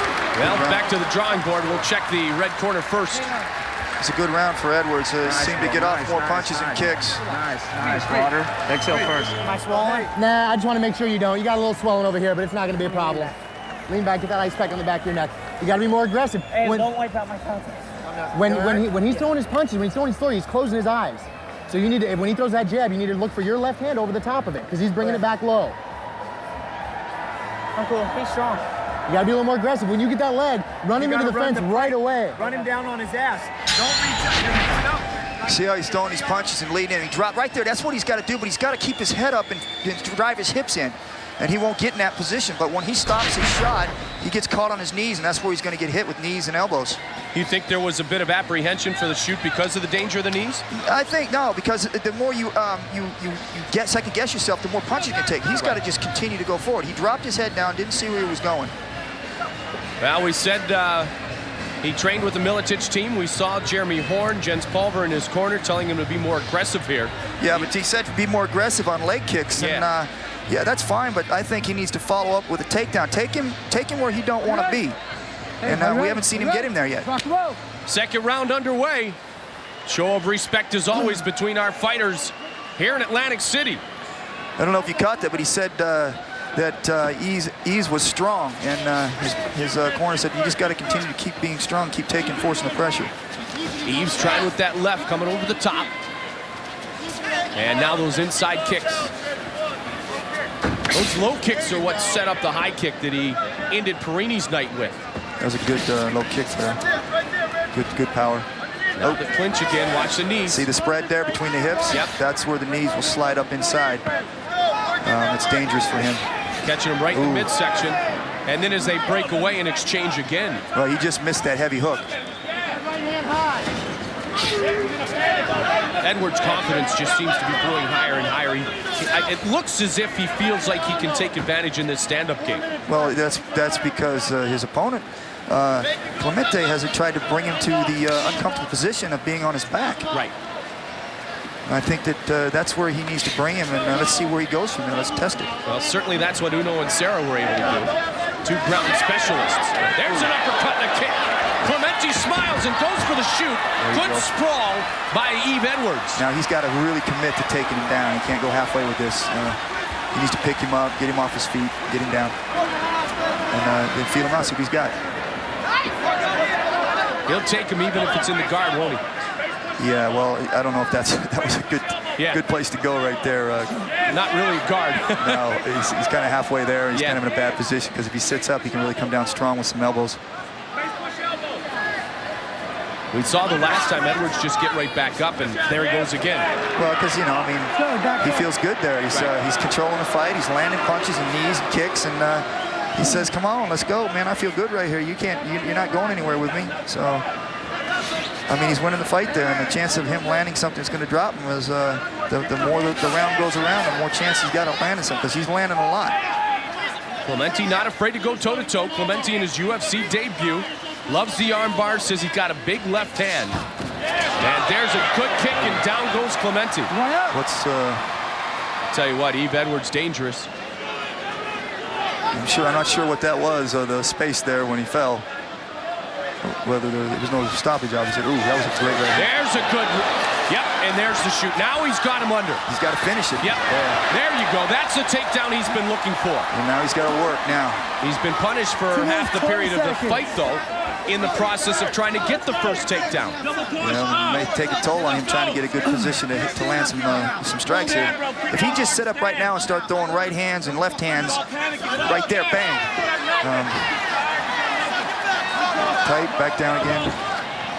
Yves Edwards showing his ability to be very difficult to take down. Right there, when he's sitting up like that against the fence, if he can just sit straight up, even if he slides out and tries to stand up, he's still got time to throw right hands and left hands and hit him a few times. You just push back a little bit and start throwing. Yves Edwards is known for his good takedown and submission defense. Let's go. And now you've got to score some points if you're Rich Clemente. Yeah, right now he's got a good opportunity there. Just stand up and start throwing on him, letting him try and work his way up. He has said he feels his ground game is superior. He's got to display it, though. Yep. He's got his arm trap behind his back. There he goes. Now he's got a free right hand to throw in there and land because he's got the other arm trapped behind his back. see where he's rolled to his side there. He's trying to protect that left side. Let's go, come on. From welterweight to lightweight, Eve Edwards fighting at 155 There's his arm trapped underneath there, right there. That's where he's got him trapped. He has that other side. If he got that arm trapped there, that he's got free punches in there. Right there. Take advantage of it. He's got a lot of time to work too, Ken. Still 50 seconds remaining in this second round. And if he can take advantage, he can sway the judges' card here in the second. We could have a pretty interesting third round. Yeah, right now, though, he needs to start really coming with some power and start landing some effective punches right there. Because he has an arm trapped, and he can sit up and really throw. Boom. He needs to come across, though, make a commitment. 15 seconds here. Especially being a grappler, you know, and he's got the advantage on the ground, man. That's when you got to take advantage of it, bro. You got to go for it. Boom, there you go. Trying to take advantage of this situation. This is the first time he's had Edwards in a bad spot. Edwards able to get up. Good job by Eve Edwards. And now he's trying to tee off. He's trying to finish this fight with 5 seconds remaining here in the second round. See the difference between the two? One gets the advantage and he explodes, and the other one just kind of controls the action and throws punches here and there. So he looks to be the aggressor and the more explosive one, and looks to be in a better shape. He's ready to go. Well, he certainly swayed that last-minute opinion of the judges, which, as you know, is a key with that onslaught at the end of the round. Well, he was stealing that round, and then when the reversal came and Edwards got on top, he started landing punches, and you know what I'm saying? Now you can't. He's got the judges looking at him. No panic. You gotta throw those punches, man. You gotta just throw down. You get no deep breath. Sit up straight. There's the kick that just missed it, though, man. He just missed it. Another inch forward. He catches him with the shin. He goes down. Nice shot, but he doesn't finish. He takes a nosedive. See those feet on the hips? He just pushed him out, and he got him off balance. And this is the difference. See the explosion? See, this is what you wanted to see Clemente do in that position. Absolutely. Give it up. Go for it, man. Let's take it to the mat. Unload. Losses outside of hook and shoot. Iha, Ruben Asado, Joe Hurley, Jeremy Williams, Matt Serra. Edwards has fought some pretty solid competition. Yeah, well, you know, I tell you what, this is the round that's going to tell the tale of who wants it more, and right now it looks like Edwards does. So, but we'll see if Clemente can't pick it up another notch. Hasn't felt this good since that famous fight against Aaron Riley back in July of 2001. Believed by many to be the fight of the year. Yeah, Clemente looks to be a little more exhausted than Edwards, so if Edwards picks it up, he could probably finish this thing. First time in the octagon, what type of effect does that have on the fight? I'll tell you, a lot of, you know, most opponents can get beat before they even get into the ring, and your first time out there, you go through a lot because you've never been there before. You don't know what to expect, you know, how the crowd is different. So yeah, that could be playing a big role in his exhaustion there too, and mentally. Because you don't see him really exploding into anything. He's being more cautious than anything else. And he looks like he has the physique, and we have found out from the Miletich camp that he has the explosiveness. We just haven't seen it displayed. You know, I can see Edwards here really feeling him out, and I think he's going to go for a big punch here soon. He's really throwing some short uppercuts, short hooks, and he's just missing them. Oh, there's a good one. There's a quick right. That connected with Eve Edwards. Yeah, that was probably the best punch he's thrown all night, so you don't think Edwards is going to stand back and not counter and get one back. Good forearm by No Love. See the distance he's getting between the waist? Right. Oh, nice. There you go. Sweet. That's what we're talking about. That's the things he should have been doing earlier, man. Jumping, trying, flying arm bars, you know, he can reverse into leg chokes. Right now, he extends his elbows. He's working for a leg choke or an arm bar there. He needs to bring those elbows back down. See how he's extending? He's okay now. He's sitting up, but he was leaning forward a little bit there. It was a little bit dangerous there for a moment for him. Just clutching onto the throat for a moment, trying to affect the breathing. Now teeing off with rights from the closed guard. Yeah, he's working. I don't know why he's... there he goes. He's standing up on him. But for a while there, man, he was in a bad position, leaving his arms extended like that. Edwards wants nothing to do with the ground game and everything to do with the stand-up. Nor should he. I mean, he's dominating on the feet. Keep it where it is.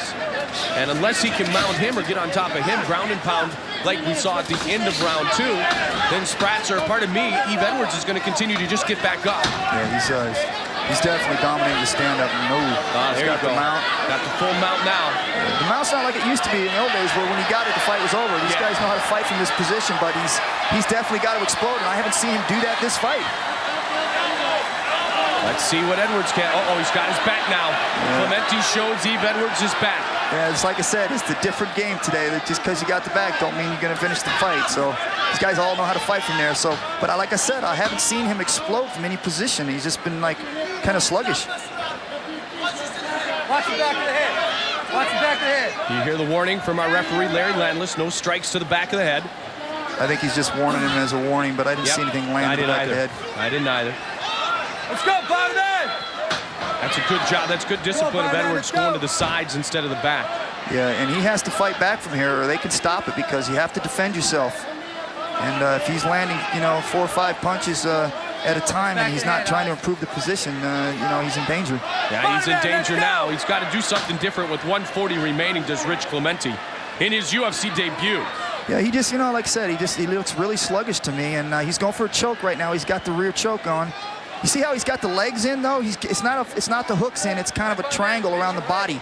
It's a very tough one to breathe out of, and if he can extend him to the mat, it's definitely very painful on the ribs. But looks like he's trying to slide that hand in there. If you can see, he's sliding it under the throat there, and he's working it in slowly. He's got it all the way across, but he's got his chin down on the arm, so he doesn't have it on the throat yet. But he's in a good position. Improve this. Come on, Rich. Now, the one thing that Yves Edwards has talked about in the past is he thinks his best weapon is exploiting a weakness in his opponent once he's found it. He found it early in the stand-up game. Now he's looking, it's over. It's all over.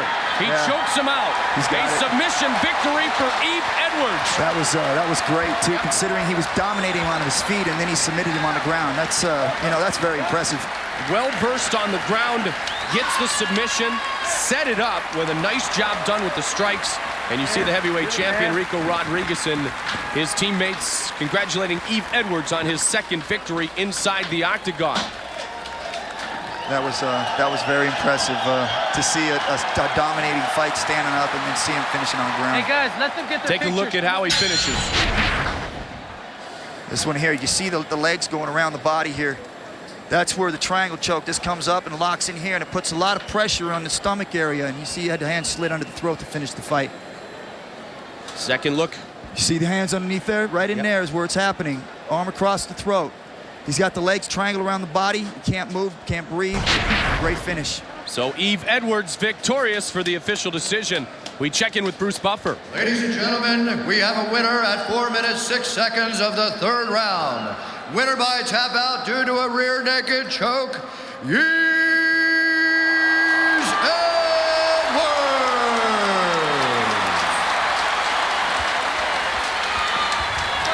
So the rear naked choke, the victory goes to Yves Edwards. It's the first time we have seen him submit an opponent inside the octagon, but he was, as you mentioned, in control of the stand-up game. Really confident out there. You had him playing your game. How do you feel? I feel good, I had something to prove. I feel like I'm glad I'm here. I just feel like I don't belong in a prelim, so I had something to prove, get myself back on the main card. Anybody down the road you want to fight? Everybody that's down the 155-pound road I want to fight. I'm back, I'm going to be myself. I'm going to fight the way that I fight. Come out, I'm from Texas. I'm going to be a gunslinger, I'm going to come out and let it go. If you weigh 155 pounds, look out for me, because I'm tapping on your shoulder. All right, we got a new winner, Yves Edwards. Lisa Durgan, thank you very much. Yves Edwards, victorious. He ups his record, and he's correct. After losing to Serra and Uno in ground games, now he has come in and won by submission and evened his record.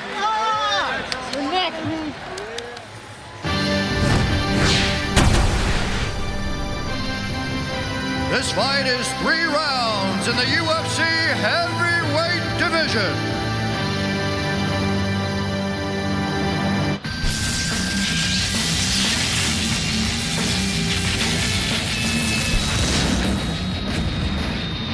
Entering the octagon at this time is a Brazilian Jiu-Jitsu fighting expert. He holds a mixed martial arts record of 3-1. Standing 6 feet 2 inches tall, weighing in at 231 pounds. Fighting out of Rio de Janeiro, Brazil. Please welcome welcome Alejandro Cafe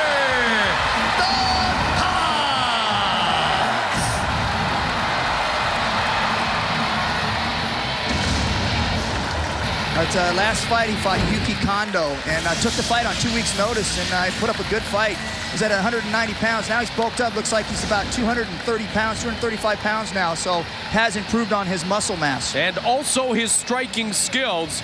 The Brazilian Jiu-Jitsu black belt has incredible submissions. He is truly a Brazilian Jiu-Jitsu world champion. Won the 99 World Championship, the 98 Pan American Championship, 4-time the Rio de Janeiro State Champion, but now he has added strikes, and he will be a dangerous opponent here this evening, trying to win his second appearance inside the octagon.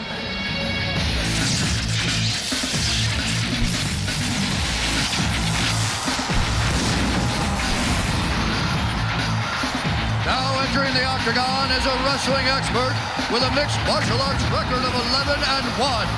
Standing 6 feet 10 inches tall, weighing in at 264 pounds. Fighting out of San Luis Obispo, California. Please welcome the Giant, Ken McGee.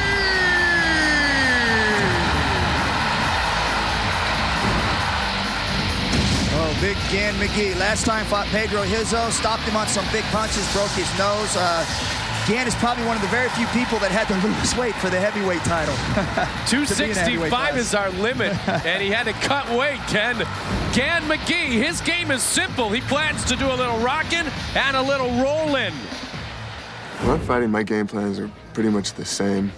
It'll change a little bit. Like with Hizzo, I was thinking if I can take him down, that'd be good. And with Cafe Dante, I'm thinking, okay, I'm going to try and keep it on my feet. But if I want to take either guy down, I'm going to. If I want to stay on my feet, I'm going to. I don't like to worry a lot about the other guy or game planning. I just try and do what I do the best, you know, what I'm best at. Well, he's a confident young man, 25 years old, 6'10", 265 pounds, our tale of the tape. That's big. Brought to you, yeah, he is a big boy, by Fairtex Gear. Gan McGee, Alexandrin Dantas, 23 years old, 26 years old. And look at the reach advantage with Gan McGee, 6'10", Dantas is 6'2".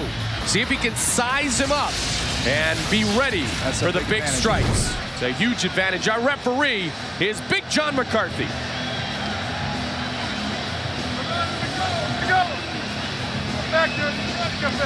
Dantas getting set.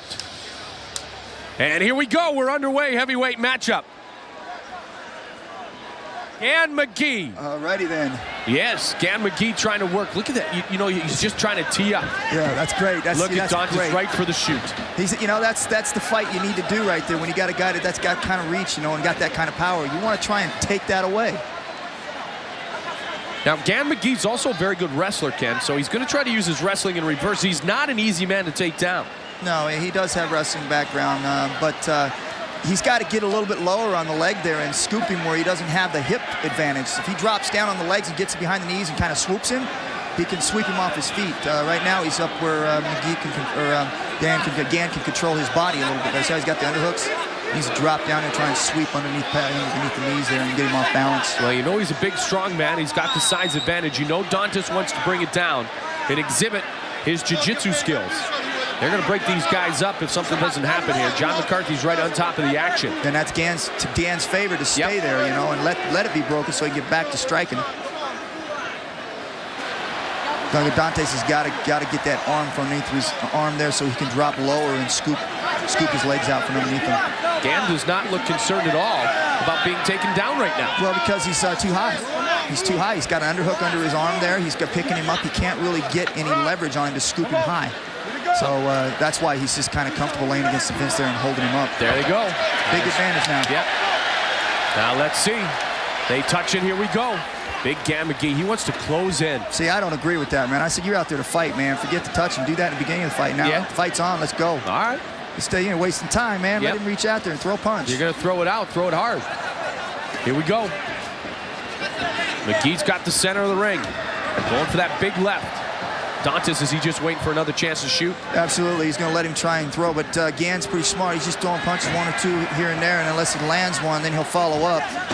He's got Dante's on his heels right now. He can't figure his timing out. He just needs to stand there, let him throw a few, slip and slide, and then shoot. Well, how difficult is it, though, to size up an opponent that's 8 inches taller than you? Especially when you're standing across the ring and he still hits you with the jab. Right, yeah, absolutely.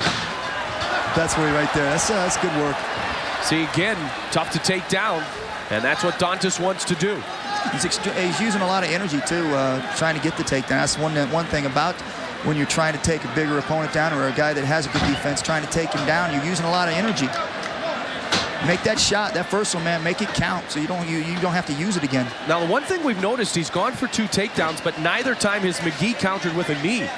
Yeah, well, if he does that, then he's leaving himself off balance. Gotcha. Unless he gets him pushed up against the fence, then he can go ahead and throw some knees, or if he stays on his knees, when he shoots, he can use some knees, but he's come up off his feet every time. Come up off his knees to try and take him down. So it's a little hard to throw knees when a guy has your leg, or even a tight waist, unless you can clear that distance between the hips and throw the knees inside. You're gonna keep yourself off balance. So right now, he's a shorter man. He needs to get distance between him and the shorter guy and push his head to the side and throw the knee up.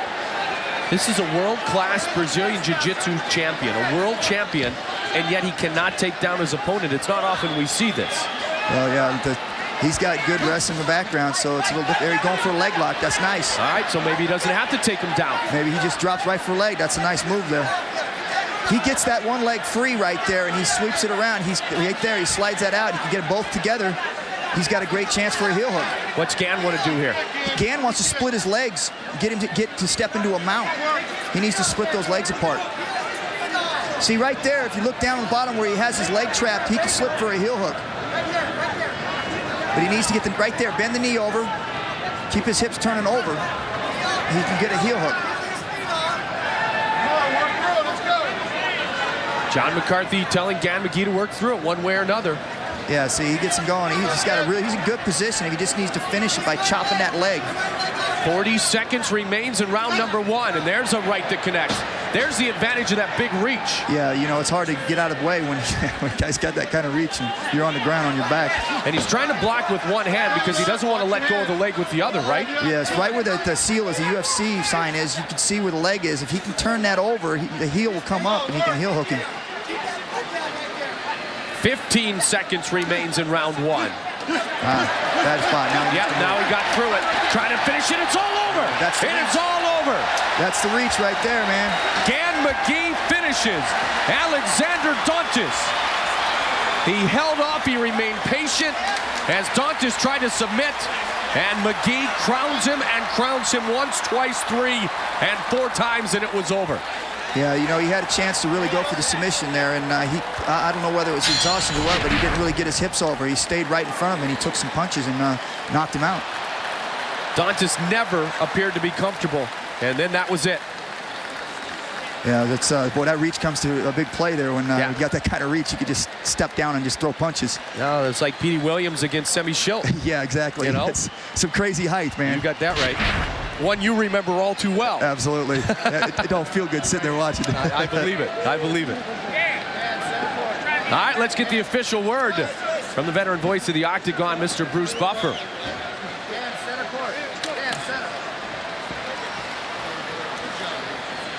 Ladies and gentlemen, we have a winner at 4 minutes, 51 seconds of the very first round. With a winner by knockout, the Giant, Gann McGee! He's had 2 impressive wins. Yes, indeed. Pedro Hizzo and now Alexander Dantas, who comes back for the first time in nearly 3 years and is defeated handily by big 6'10" Gann McGee. I notice they're getting bigger and bigger. Yeah, they are. Take a look again at how he finishes the fight. Let's check in with Lisa Durgan. All right, he tried to get you to the ground the whole time. You never let it happen? Yeah, I'm a wrestler. I'm pretty good at stopping takedowns. My only word was it was a little boring with him holding me against the cage. But other than that, you know, good fight. How about taking that mouthpiece off? How about doing what? Oh, sorry. All right, let's do that again. I sleep with my mouthpiece in. No, yeah, other than him trying to, sorry if it was a little boring for you guys, but I did my best to keep the action going. All right, we're going to check it out on the replay here. Will you take us through it?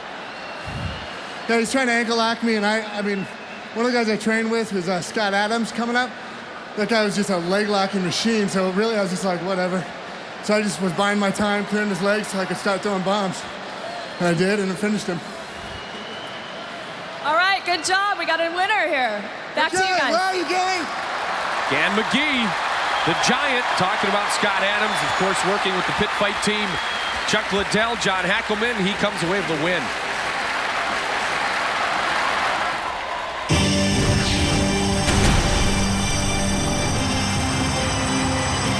This fight is 3 rounds in the UFC lightweight division.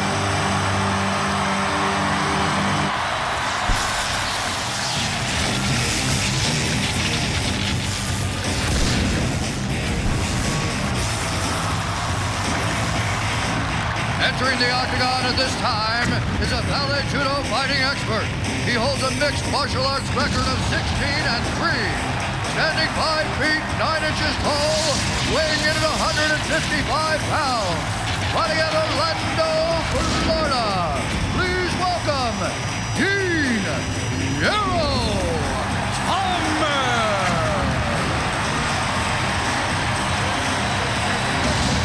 Dean Thomas, last fight, Kyle Uno was fighting to get into the finals here. He lost to Uno in a decision, a unanimous decision, but it was a great fight. So he barely lost that fight. This is a must win for both these fighters. This is a very long reach for a man with a frame that is just 155. It's time to charge on. The biggest thing with Matt is, he runs up on you, likes to come straight ahead. And I'm not going to back down. I don't run from nobody. So there's no, to me, it's not a main problem he's going to present for me. It's what I'm going to present to him. And it's just going to be 2 cannonballs colliding. So Dean Thomas is ready for a collision. He needs to utilize his 10-inch reach advantage on most fighters in his class, and definitively a huge advantage over Matt Serra. Got good muscle, too. Looks like he's pretty powerful.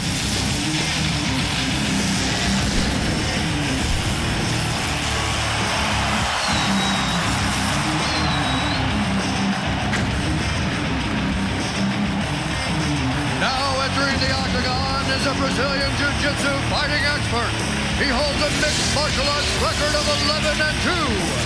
Standing 5 feet 6 inches tall, weighing in at 154 pounds. Fighting out of Long Island, New York. Please welcome Matt the Terror Serra. Matt Serra is very impressive when he hits the ground. I know he was trying to get BJ Penn there at the last fight when he was trying to qualify for the finals here. Lost to BJ in a close decision, but he gets this on the ground. You can see some pretty fancy stuff. Well, we've used the comparison before. He's active on the ground like Arturo Gatti is with the hands. He loves the competition, loves this challenge. There's no easy fights anymore, especially in the Ultimate Fighting Championship. I couldn't ask for a better opponent. I think he's got a strong right hand. He's got a crazy reach, and his jiu-jitsu is looking sick too. He's very well-rounded, and he's got a lot of balls. So he's gonna be coming for me. So I think it's gonna be fireworks, man, because I don't see him backpedaling, and I don't see him the type of guy to look for the judge's decision either. And I think we're gonna try to take each other's heads off. That was a great job done by both of these competitors. They both lost by unanimous decision in the first round of the lightweight tournament. Tail of the tape brought to you by Fairtex Gear. 26-year-old Dean Thomas is listed at 5'9", but with that reach, he could even be considered taller. Matt Serra is a small ball of energy at 5'6", 154 pounds. Larry Landless will work this fight.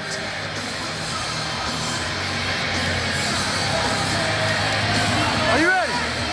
Are you ready? Let's rock and roll. Let's Hey, they can't leave anything in the ring now, man. They both got to go for the win here because one of these guys lose, they got to go. There's too many competitors at this weight class, so both these guys are really good, and they're just as good as some of the top guys, but they're going to lose 2 in a row. They're going to have to take a seat for a while. To bring in new blood, someone has to leave, so one could argue the loser leaves town as talented as they are in this very deep and determined lightweight division.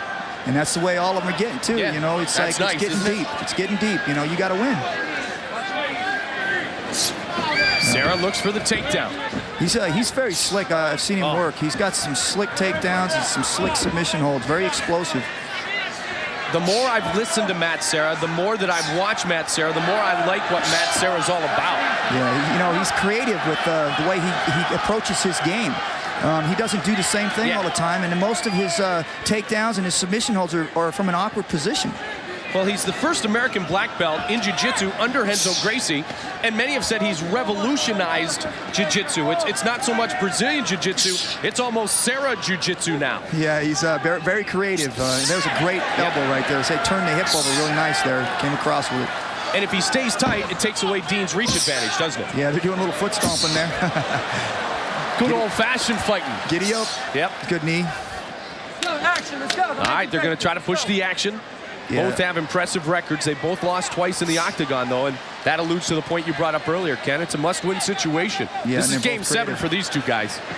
Yeah, I'm impressed with Matt, the way he has picked up his stand-up game and the way he throws his elbows and his punches. He really turns them over. And I think that, you know, Dean Thomas needs to start using that jab and using that reach of his.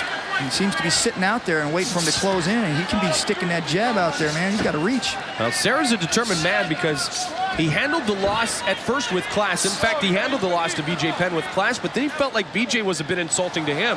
Now he's dying for a BJ Penn rematch. Well, he's got to win this one. Absolutely. And that doesn't guarantee it next, but it could guarantee it down the line.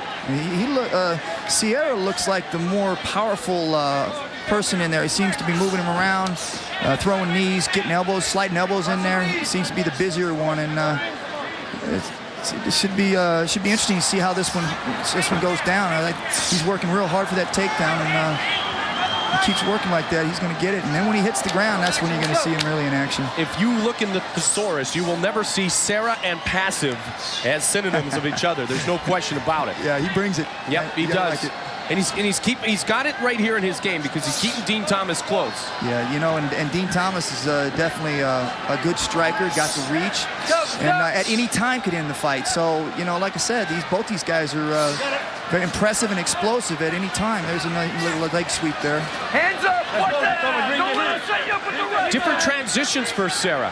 He's been working hard in the gym. This fight's been his life. He's really been committed here. And, of course, Dean Thomas, many have said, is greatly improved with his work the last year or so now with the American top team. He seems real patient with putting that jab out there and being real selective with the punches, but he's going to have to pick it up a little bit more because he's losing this round. Ricardo Laborio, he's a genius with the kicking and the kickboxing. And the one thing we've said before is that it's nice for Dean Thomas to have the reach, but he has to utilize it. Exactly. He's got to get him to commit to shoot, and when he does, stop him in his shot. And then if Serra stays on his knees, he can unload. Nice right hand. Yep. Nice right hand. So there it is. He's trying to tee off again, and Matt Serra just moves out of the way. Bring it, man. You got him hurt. Serra got landed. Big time. He's got a welt on the left side by his eye. Yeah, Dean Thomas landed a hard right hand. 1 minute left. That's that reach, isn't it? Yeah, it is. And I was just saying he's real selective with his punches, but if he can land those, then God bless him. But I still think he needs to be more busier with his hands because Serra's pressing the fight. Serra might want to back off, regroup, and now he's coming. Now Dean's coming forward.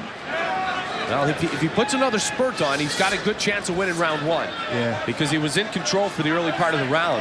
Albeit in the clinch, there wasn't a huge advantage, but maybe his advantage was that Dean Thomas didn't have one. Yeah, exactly. I think that right hand could have evened things up because it was probably the most effective thing that was thrown this whole round, but Serra has pressed the fight, so. Well, he seems a little bit more hesitant to go. Now he's calling him on. Yeah. I love that's what I like about Matt Serra is the mentality.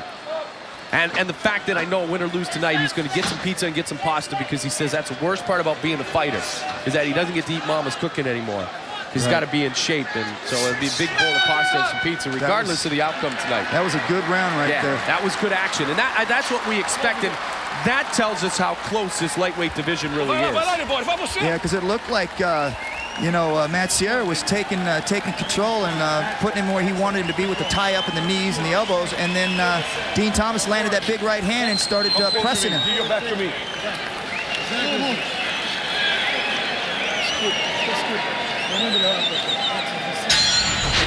Let's watch this punch here. He sets him up. He jukes. Now, like I said, Matt steps in, wham, right? Yep. And then an uppercut with the left. That left arm was down, wasn't it? Yeah, he came in, and Serra dropped his hands right there, wham. Then he tried to hook him with an uppercut. He just kept throwing punches, and Serra he dazed him on that, but Serra followed up with the shot, trying to pick his leg. Now, the interesting thing is that Dean Thomas said he can shoot all he wants, but he's going to take punishment when he attempts to, and that was a perfect example of what he talked about. Yeah, I think Sierra's, like I said, he's the one pressing the fight. Dean Thomas is countering, and but like I said, Sierra is in that round took that big right hand, and Dean Thomas started to pick up on him a little bit. But before that, Sierra had the advantage with clinching him and pushing him against the fence and throwing elbows and knees. So right now, it's a close fight. Matt Serra trying to close in on Dean Thomas. Will it go to the mat? That's the question. Haven't seen it yet. Saw a little bit of a clinch, but we haven't seen it go down. Dean Thomas definitely doesn't want it to go down. He's got good takedowns. He's also got very raw takedown defense. Considers himself extremely, extremely calm. Do you feel the sway? It seems like this. Keep fighting. Fireworks going off here in Atlantic City. Don't look now. Yeah, man. Dean, I see it as a sway a little bit here with Dean starting to pick it up a little bit, starting to step in with his punches. He's starting to get a little more comfortable. Yep, Matt's trying to close the gap again. Once you hit with one, does your confidence really skyrocket, Ken? Well, I think you feel your opponent start to die down a little bit too, and you start feeling like you can pick up on him a little bit. I think that's what he feels right now, is that Matt's starting to slow down. He kind of got him figured out a little bit on his shots and the way he's throwing his punches. So he's going to start picking it up a little bit. He's starting to feel him out, and he's getting a jab going too. Doesn't seem like Matt has gone for the traditional takedown attempt. No, because one, he hasn't really had the distance because of the length, the reach of Dean. Right. So he has to shoot from a wide distance, and he's got to pick the ankle low. Gets at least the clinch there, but can he take him down from here? And watch the knees of Dean Thomas, because if the arms are long, the legs are long. Well, too, also in this thing, in the first round, this is where Sierra took the advantage. He was landing more knees, and he was throwing elbows across, and he seemed to be comfortable there. So let's see if Dean Thomas can change this thing up. This is a fight we thought we were going to see about a year ago when Thomas was scheduled to face Matt Serra. However, he injured his knee in training a few weeks before the fight, had to pull out. He's fully recovered from surgery here. He's defeated Fabiano Iha. He's lost to the two men who will compete for the lightweight championship here in Atlantic City, BJ Penn and Carl Uno. That's pretty impressive right there. Yeah, this right now, man, this is going to be a hard one to call. They both have had some shining moments. In fact, 2 of his 3 losses have been to Carl Uno. Yeah, Carl Uno is, well, he fought him once in Japan, I believe. That's right. First degree black belt in jiu-jitsu. And didn't lose to him big. No, not at all. Either time. Decisions both ways for these guys, and there's another avoidance of the takedown that Matt Serra wants. Look at his hands. He's dropping his hands. He must not respect Serra's punch, because he's dropping his hands. He listened to his corner saying, you've got to believe in that. You've got to believe in that. And they're talking to Matt Serra, his corner, saying, you've got to believe in the takedown. You've got to believe that you can go and bring it down to your world. Yeah, I tell you what, man, if he fakes the takedown and shoots that right hand hard, he may be able to catch Dean Thomas. 2 minutes, 2 minutes. Matt Serra, they're calling for his hands to get up. Yeah, this might, if he gets to a clinch again, Sierra, if he gets to a clinch again, he might want to jump down into the guard, try and pull him down in the guard and try from there. How frustrating is this for Matt Serra not to be able to get it into his game? Well, I think Serra right now is a little frustrated. He's taking a lot of punches. Earlier in the fight, he was having some success with the clinch. And, I mean, he can't, there's a jab. Didn't catch him, though. Yeah. If he comes with Serra comes with the shot, gets a double leg and misses, and he comes up, he can come with a hard hook. Right hook, too, which is he's standing there, and he's the one eating jabs and punches, and he can throw back also. Serra needs to shoot, come up, and throw some combinations. 1:17 remains in round number 2. Loser may exit the octagon for quite some time. Winner stays alive. Must win. Thomas Serra. One of these guys have got to win. And the other one's going to be going home. If you want your rematch, you got to win this one if you're Matt Serra. And I'm sure Dean Thomas wouldn't mind a rematch with Uno or Penn as well, seeing as if those are the only 2 fighters he has ever been defeated by. And look at these guys. Both these guys are incredible fighters. Serra and Thomas both are just incredible. And one of them, unfortunately, is going to have to go home and sit down for a while. Now, we know one thing. Anything can happen in this game, and it can happen suddenly. In the same way that an explosive shot from the right hand of Thomas could end the night of Serra. Yeah. Oh, good right hand. He follows up good straight right hand. Thomas does. Now, can he get him down now? He's got the leg. He's looking for the takedown. Sarah can get that leg straightened out. Look at that. Again, he cannot take him down.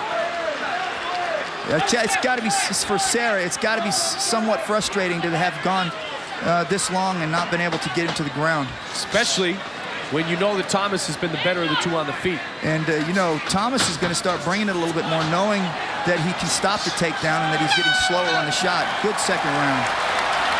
Now, that one was certainly Thomas's round. Matt Serra, man, has definitely got to be frustrated that he's not getting it to the ground. You want this fight, you got to win this round big. I'll tell you right now, that's it. Breathe, deep breath, come on. Get the fucking thing what I'm telling you. Reach on the top and get inside his legs with your move. You sweep every motherfucker like that. Believe you're gonna put Man, you got to believe in yourself now. Yes, my friend, not in the hard. That one that you do that you get for the leg lock. How do you feel, man? Man, you need 5 minutes hard. Hard. Like you never fought before hard. Renzo Gracie in the corner of Matt Serra. I wanted the 5 minutes right now. The top team in the corner of Dean Thomas. They seem to be a little bit more calmer in their reactions. They believe that he's got the fight won. Matt Serra's corner believes he's got to win this round big to win. I agree, don't you? Absolutely. Round 3, we're set to go. Matt interested in martial arts at an early age by watching Bruce Lee movies as a kid. Dean Thomas, the rapper, wants to wrap this one up here in the 3rd. Get a little flavor. I still see it's still close. You know, it's not like it's been one person really over-dominating, but it's just been a slight edge. There's Serra. Can he get the takedown, though? He needs to push him against the fence, what he's trying to do. Well, this is his spirit is he has gone for the takedown. Got to let go of that fence. Dean Thomas being warned by the referee, Larry Landless. Can't hold on to the fence. Yeah, I would think he would try and get around his waist. Good pullback. Is it all about the shoot? Is it all about the takedown? Is that the only way Serra can win now? I think Serra's really got to commit to the takedown, get him to the ground, and he has a good chance of submitting there with his skill. Double pick right there. He's got a good opportunity right now. When you have good takedown defense, you make it look simple not to be taken down. It's not so simple, is it? You see the double underhook there, which kept him from picking the ankle. He reached down, underhooked him, pulled him up to his body, and now he can't reach low. He's actually got him pinned down and can actually do a tight waist and trip him down if he would like. But I think Dean Thomas is perfectly comfortable being on his feet right now. Thomas knows he's in control of this fight. And I think now Thomas feels like Serra can't do any damage when they go toe-to-toe. Yeah, but he can't rest, you know, because the judges will look at that and go, well, you know what, you got to finish strong in this Ultimate Fighting Championship. There is no rounds of resting. No, there's no question about it. Instantaneously, a fight can change. Yeah, and with Serra being the aggressor, you know, he's gaining points on that also. So Dean Thomas can't lay back and just think that he's won this thing. He's got to come back. Trying to connect with a combination. There you go. Slides right off of him. See, at least he had the waist there. He had underhooked him and pulled him back up. Yeah. Dean Thomas has won by submission before. He heel hooked Jens Palver back in August of 2000. Oh, sweet. He dropped down for a heel hook on that, but Dean Thomas stepped out of it before he could get set. The thing about submission defense, if you can work submissions, then oftentimes you can defend against submissions. See how aggressive Matt is? He's just really coming with his takedowns. He's pressing the fight. The only problem is Dean Thomas is countering him and landing punches. But he's definitely being the aggressor. He knows he has to get to the ground. He's got to try and finish this thing. Can he do something with his hands or his legs to set up the takedown instead of it just being such a pure shoot? I thought maybe he could fake the takedown and come with a hard right hand just because Dean Thomas is dropping his hands. Right. And he's throwing, he thinks he's going to shoot, so he's throwing his punches low, and he's leaving his chin open. Serra's got the hands down. Serra knows he's got to hit or be hit now. You need to fake a shot, come with a hard right hand. If Dean lowers his hands and tries to come with the hooks on low, his chin is wide open. Drop punch. Oh. Thought about it, didn't he? Yeah, he did. Just missed the hook there. Oh. Look at that. Look at that sprawl. That is outstanding. Yes, it is. It's got to be so mentally frustrating to Matt Serra. Because at least even against BJ Penn, he was able to bring it to his world for a while. Yeah, but I tell you what, man, he's definitely, he's in good shape because he keeps coming. Yeah. That's one thing we know. He's got great heart, great intensity. Right now, though, this is a very impressive performance by Dean Thomas. Definitely came into this with one thing in mind, is to stop the takedown and counter. And that's what he's been doing very well. Still one of my favorite lines from Thomas. He said in a past life he must have been a gladiator. This is a guillotine right here. Up, slipped off. Nope, couldn't get it done. Said he must have been like that black dude in the movie Gladiator, you know, Russell Crowe's sidekick. I love that. Yeah, he's got a lot of personality. He's got some flavor. This Matt Serra right here had a really good attempt at a guillotine. He jumped up for into the guard. Dean Thomas pushed him against the fence and slipped out. Oh, nice. There it is. Now that's what you talked about. There it is. Almost connected. Fake that shot, come with that right hand. And he comes up with it, too, at a very different angle than normal. Nice knee. Yeah, I got 43 seconds left, and Matt's definitely pushing the fight. You know, he's pushing the level of the fight. And unfortunately, he's getting countered. 35 seconds. Oh, sweet. Slid right off him, though. That's okay, though. He stayed. He ain't want to go there. He says, no, I'm going there. Yep. Thinking about that flying arm bar or some type of quick submission. Dean Thomas just taunting him a little bit there. Yeah. 15 seconds remains in round 3. Lightweight matchup, Dean Thomas, Matt Serra. Incredible. This was a great fight. I tell you what, it was a good strategy. Oh, there it is. 21 it all night long. A little bit too late. Yep, about 15 minutes too late. Yep. Or shall we say 11? Well, this too late, that's for sure. Yeah, you got that right. Great. I thought Dean Thomas had a great strategy there. I thought he didn't press the fight. Serra pressed it, but he countered him very nicely. When he shot and stopped the shot, he countered with his punches, and I think that was enough to win it. But weirder things have happened. Yes, indeed. So Dean Thomas feels confident that he will reign supreme. Enzo Gracie and Gil Castillo, Nick Serra in the corner of brother Matt Serra. This is a great takedown. Watch the leg sweep here. He pushes him back, tight waists him, pulls him in. When he pulls him in, he sweeps his leg right there. That was sweet. Nice sweep. Wasn't able to do it, though. He tried that. He tried it several times earlier in the fight and wasn't able to get it.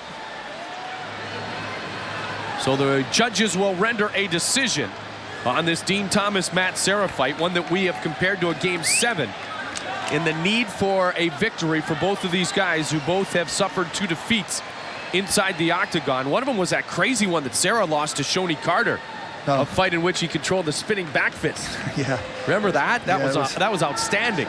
That's one thing with these fighters in this class is that anything can happen. Yeah. And they're very explosive, and then there's well-rounded. They are tabulating the scorecards. Ken, do you like Serra or do you like Thomas? I thought Thomas did enough to stop the shot and counter with punches. I didn't think that he was aggressive enough, but I think because he countered him and he landed more punches and more kicks and Serra wasn't able to get him to the ground, I think he beat him by 1 point. I think he edged it each round.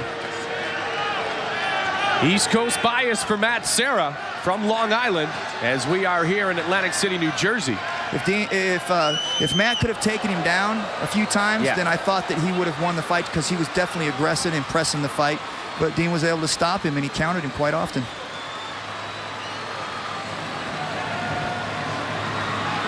Still tabulating the scorecards here, so it must be a close decision. And here comes Bruce Buffer. He'll work his way into the octagon. I think the reason why it's so is going to be a real close one is just the aggressiveness and the push forwardness that you saw Matt come. He kept pressing the fight. He's the one that allowed Dean Thomas to counter him. If he steps back, Dean Thomas has got to press the fight. Bruce Buffer has the decision. Ladies and gentlemen, after 3 rounds of action, we go to the judges' scorecards for a decision. Judge Steve Wright scores it 30-28.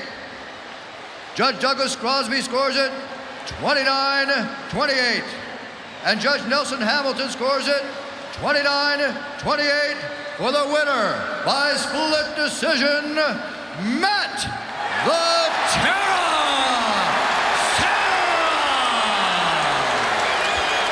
Maybe the aggressiveness was the thing that won. Wow. That was the whole thing there. He kept pressing the fight, man. And you had said that you cannot sit on your laurels. You can't counter. Still, are you a bit surprised? Yes, very. Very. I thought that Dean countered him a little bit more, but hey, the judges want somebody that's going to come out and fight and not be a counter fighter. So you never know what you're going to get, you know. Like I said, when the whole fight, I said, man, he's pressing the fight. It could be enough to win. And it was. Matt Serra lost a tough decision to BJ Penn. He has won here tonight. Ricardo.